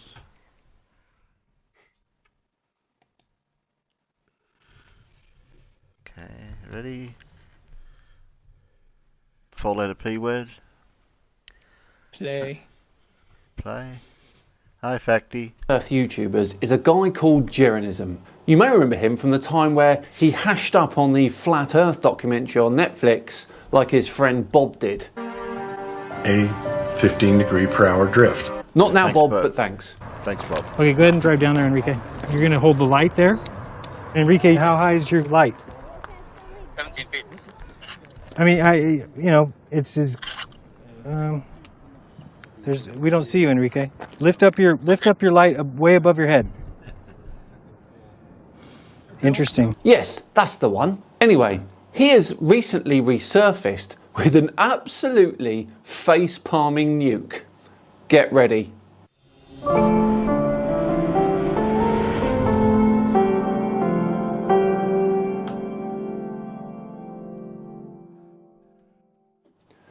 Hello all and welcome along to another episode of Flat Earth Friday with me, Simon Dan. Thank you very much for joining me. Before we begin today, a quick thank you from the sponsors of today's video, KiwiCode. KiwiCo is defining the future of play by making it engaging. Just head to kiwico.com/SimonDan to check it out. Right, back to today's video where, unbelievably, Jaren from Jeranism wants to debunk the speed of light. As you well know, science should help us explain reality. It is the systematic enterprise that builds and organizes knowledge in the form of testable explanations and predictions about the universe that we all live in. Over the course of the 19th century, the word science became increasingly associated with the scientific method itself as a disciplined way to study the natural world. Couldn't have said it better myself. Unfortunately, this is going to be the only time that we actually agree on anything. That same time period also included the origin of the term scientist and scientific community, the founding of scientific institutions, and the increasing significance of their interactions with society and other aspects of culture. And science is built on the idea of an emphasis on experimental data and the reproducibility of its results. So, in the spirit of science and thought experiments, I bring you the speed of light debunked. Now, this is a huge claim because using nothing more than a microwave, a ruler, and a bar of chocolate, I can figure out the speed of light. And yes, I will be doing that in a video at some point. And now, this is just a thought experiment. But after this, if you still believe nothing can move faster than the speed of light, well, then enjoy your magical fantasy world built by mathematicians around theoretical nonsense. Well, actually, space itself is faster than light. The universe is currently expanding at faster than light speed. So, but let me guess, that's nonsense as well? And remember, the universe is under no obligation to make sense to you. It can be counterintuitive and against all your senses because, well, Neil deGrasse said so. Indeed, making sense is something which matters not when it comes to nature. And he knows all about the universe because, he read it in a book. So let's begin with the Earth. And on the Earth, we place a guy. Hi, guy! And away from the Earth, somewhere distant, we put the planet Venus. Somewhere distant? For argument's sake, let's use the closest distance between Earth and Venus in their orbits, which is around 38 million kilometers. Now we're told that that is about 25 million miles from the Earth at its closest. 23.7 million, but who's counting? Now on Venus we place another guy. Let's just pretend. And he's there, and between them two, you give them a solid pole or a solid stick. Now, such a rod may not exist. May not exist. May not exist. Well, I can tell you for sure that it doesn't exist, Jaren. But for argument's sake, let's just say it does, and of course that it wouldn't be susceptible to any bending or anything like that. But neither can a cannon shoot a cannonball around the Earth, so we're doing a thought experiment here. Sure, but technically you're way more likely to be able to make a cannon that can do that than a 25 million mile long stick. And so if the person on the Earth pulled the stick, it would take 2 minutes for the guy on Venus to feel it get out. How is this even remotely the same as light travelling over a distance? That imaginary pole of yours is effectively going to be at both places at once. That's not the same as light travelling over a distance. I mean, come on. For reals? Get the hell out of here. This is our science. This is our truth. Science is going to stand up for this? Alright, come on now. This has got to be some sort of joke. Your thought experiment is a joke if you think it's synonymous with the speed of light. So if we move to the sun, and we've got someone on the Earth and someone on the sun, and they've got the same rod, and they both pull it, what happens? Depends who's stronger. It would take 8 minutes for them each to know the other one pulled the stick, so what happens in the meantime? The stick grows magically? This is our science? What? It took a lot longer than that. Yeah, because I'm pretty sure it moves at about the speed of sound in the rod, doesn't it? Yeah. So is he saying that if you move something for each person to feel it, that equates to light moving? Light. I don't know. No, it's much slower than that, Terry. No, this is not our science. This is your flawed thought experiment. Okay. Let's move on to Polaris. Now we've got a person on the Earth holding the rod with a person on Polaris. and the person on Polaris shoves the rod forward, and the person on Earth wouldn't know for 433 years. Right, this is getting ridiculous now. I really do not understand how Jaren thinks that this is an argument against the speed of light. I mean, who doesn't disagree that this is some bullshit? Is someone going to stand there and tell me that this is reality? There is no speed limit. If I push the stick, the person on the sun or on the moon or on Venus or across a football field would feel it immediately. Yes, but light actually travels that distance. Remember, speed is distance over time. Well, let's look at good old Wikipedia, which says the speed of light in vacuum, commonly denoted as little c, is a universal physical constant important in many areas of physics. Its exact value is 299,792,458 meters per second, and they say this is exact because the unit of length, the meter, is defined from this constant. According to special relativity, c is the maximum speed at which all conventional matter, and hence all known forms of information in the universe, can travel. Simply isn't true. But a thought experiment doesn't disprove this, especially a poorly thought out one. Come up with an experiment which you think will change that. That's what science is about, experimentation. You said that at the beginning. We can push the stick and it would travel faster than the speed of light. It says for many practical purposes, light and other electromagnetic waves will appear to propagate instantaneously, but for long distances and very sensitive measurements, their finite speed has noticeable effects. In communicating with distant space probes, like Explorer 1 and Explorer 2, currently 13 billion miles from Earth. Do you mean Voyager 1 and Voyager 2? Explorer. Come on, Jaren, the devil's in the details. It could take minutes to hours for the message to get from Earth to the spacecraft or vice versa. The light seen from stars left many years ago, allowing the study of the history of the universe by looking at distant objects. We see here that it's generally assumed that the fundamental constants such as c, or the speed of light, have the same value throughout space-time, meaning that they do not depend on location and do not vary with time. Down at the bottom we see, more generally, it is normally impossible for information or energy to travel faster than the speed of light. One argument for this follows from the counterintuitive implication of special relativity known as the relativity of simultaneity.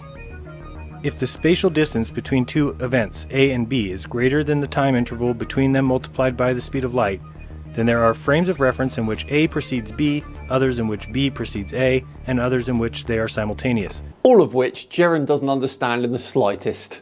As a result, if something were traveling faster than C relative to an inertial frame of reference, it would be traveling backwards in time relative to another frame, and causality would be violated. In such a frame of reference, an effect could be observed before its cause. Such a violation of causality has never been recorded and would lead to paradoxes such as the tachyonic anti-telephone. Well, we just described that happening, and now we see why it doesn't work. Described what?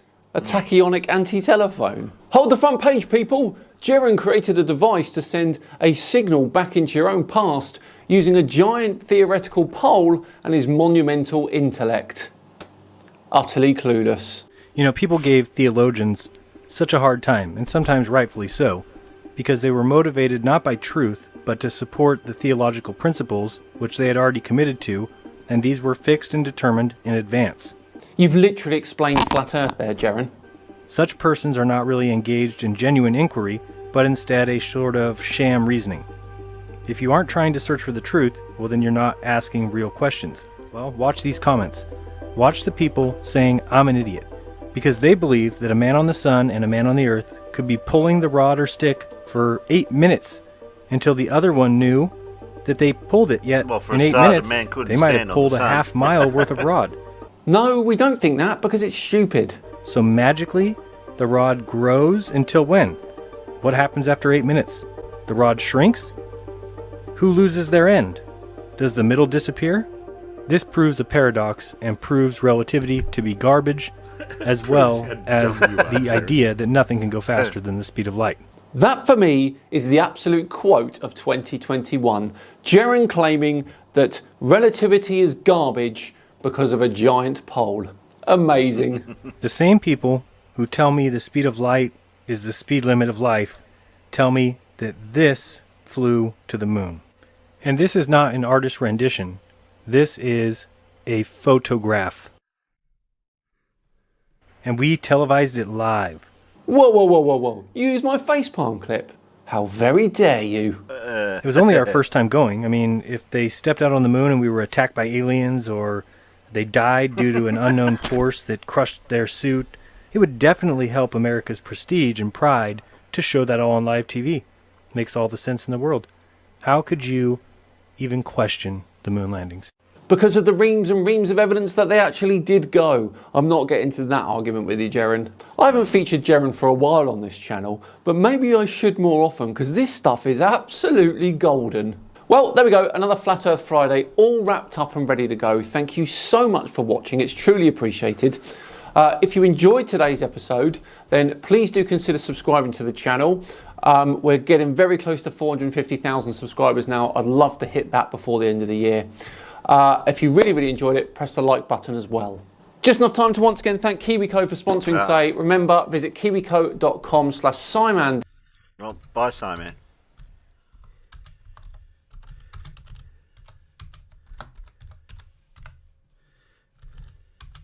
So we got a rod that we can test this with? I missed a fair bit of that, but was it me? Well, did I miss the bits where Simon Dan actually broke it down diagrammatically about what he was saying was false, or did you just keep saying, this is ridiculous, this is pointless, this is ridiculous? Because if it's that, I don't think Simon Dan deserves the number of subscribers that he's got. I don't think he did particularly debunk it very much, just point out it was... I mean, normally he does a very good job, but maybe he didn't quite step up to the mark here. Yeah, I mean, sarcasm, it doesn't matter the subject matter, even if that person is incredibly mistaken, devious, evil, wrong, and or just doesn't know enough. The answer to that is not just to sit there and be sarcastic. That's like my job or something in a chat. That's not what you'd expect a debunker to do. Just saying. No.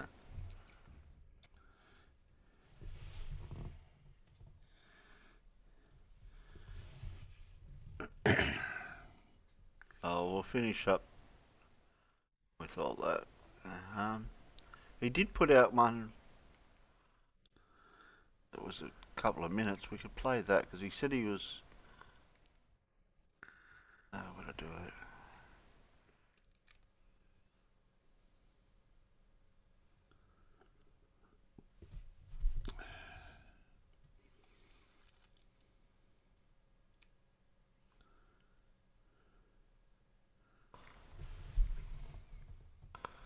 He says, I messed up Flat Earth Friday Part 2.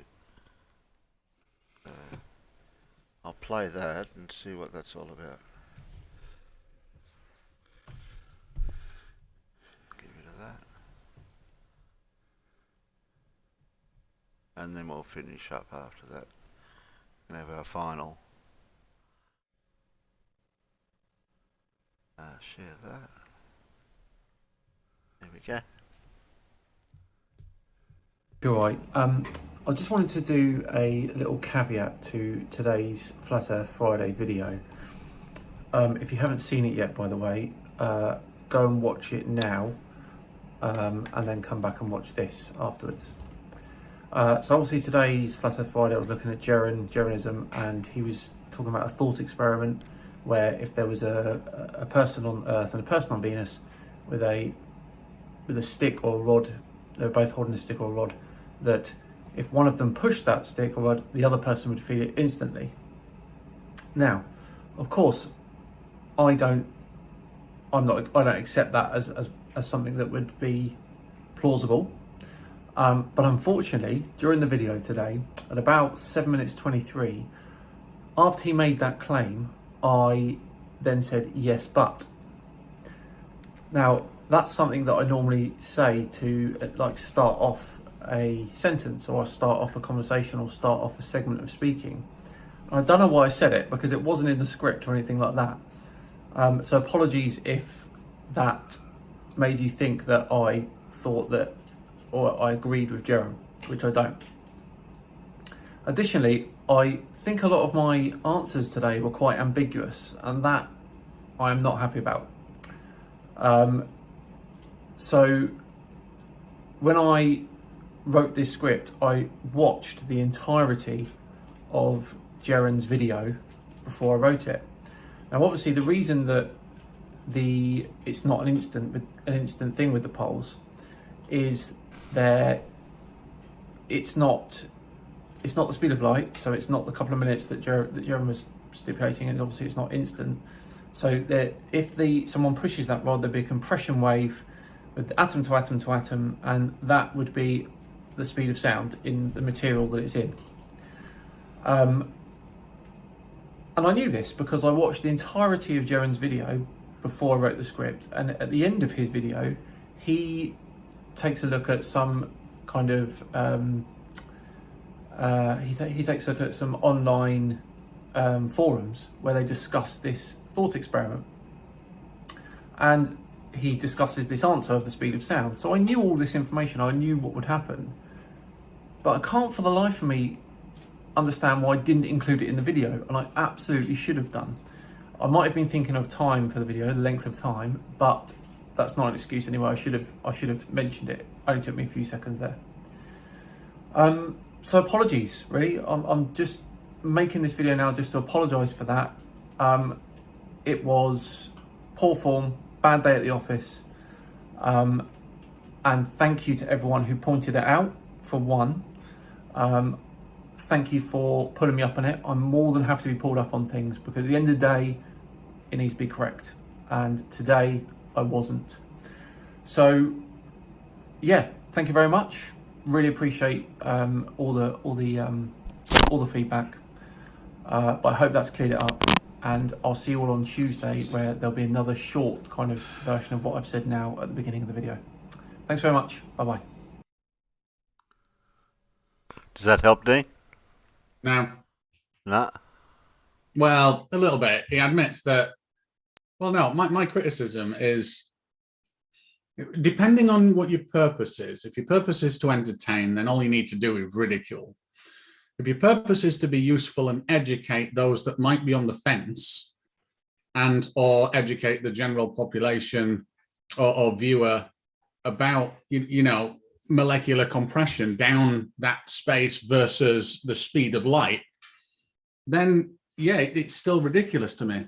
Even that, I don't think someone should get, you know, hundreds of thousands of views for just sat there being snarky. I really don't. Still. Yeah, he kind of never really offered an explanation for why Jeren was wrong. He should just sort of said, yeah, he's wrong, and laughed at him, but he didn't really offer anything. I think that's where he fell down. So he should have explained what a solid piece of material in comparison to a light wave. Well, yeah, energy passing through dense matter would have been a start, as in that would transfer, which would give you like the inertial forces that would cause the thing to move. Because like I said, I don't. It's fine when it's just entertainment, but that dude should not have that many viewers just for being snarky at people. He really shouldn't.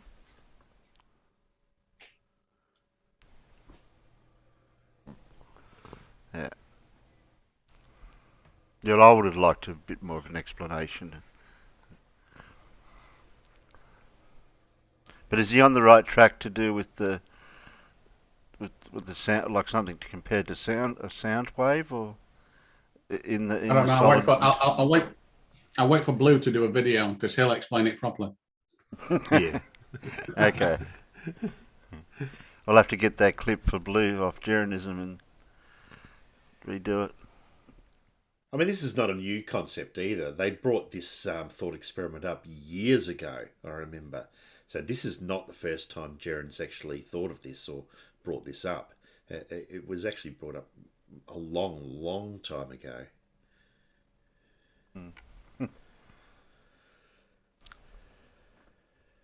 Well, I have heard in science in academia where they have got thought experiments that are out there.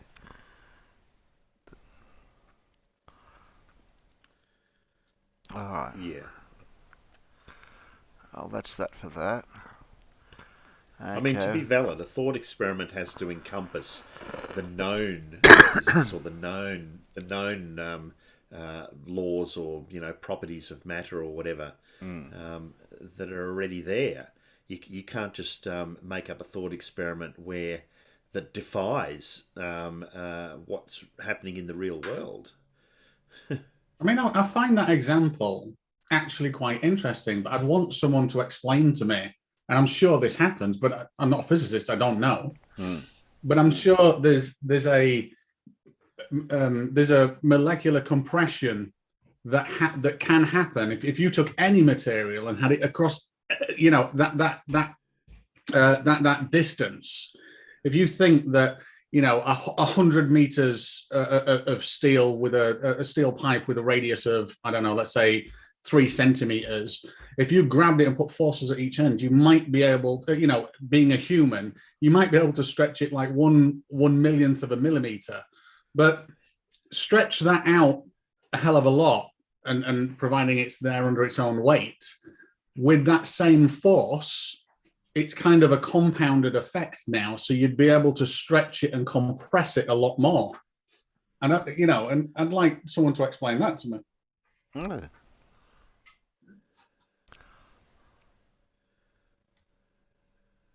Okay.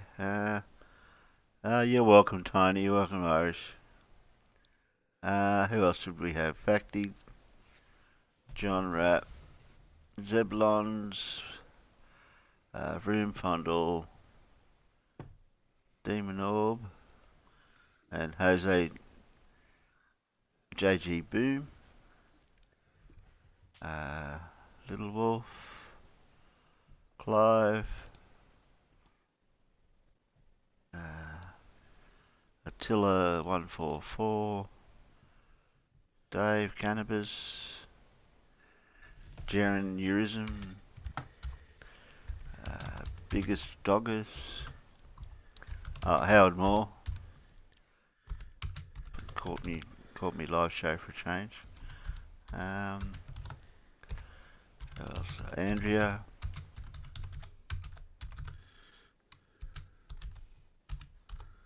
Spooky,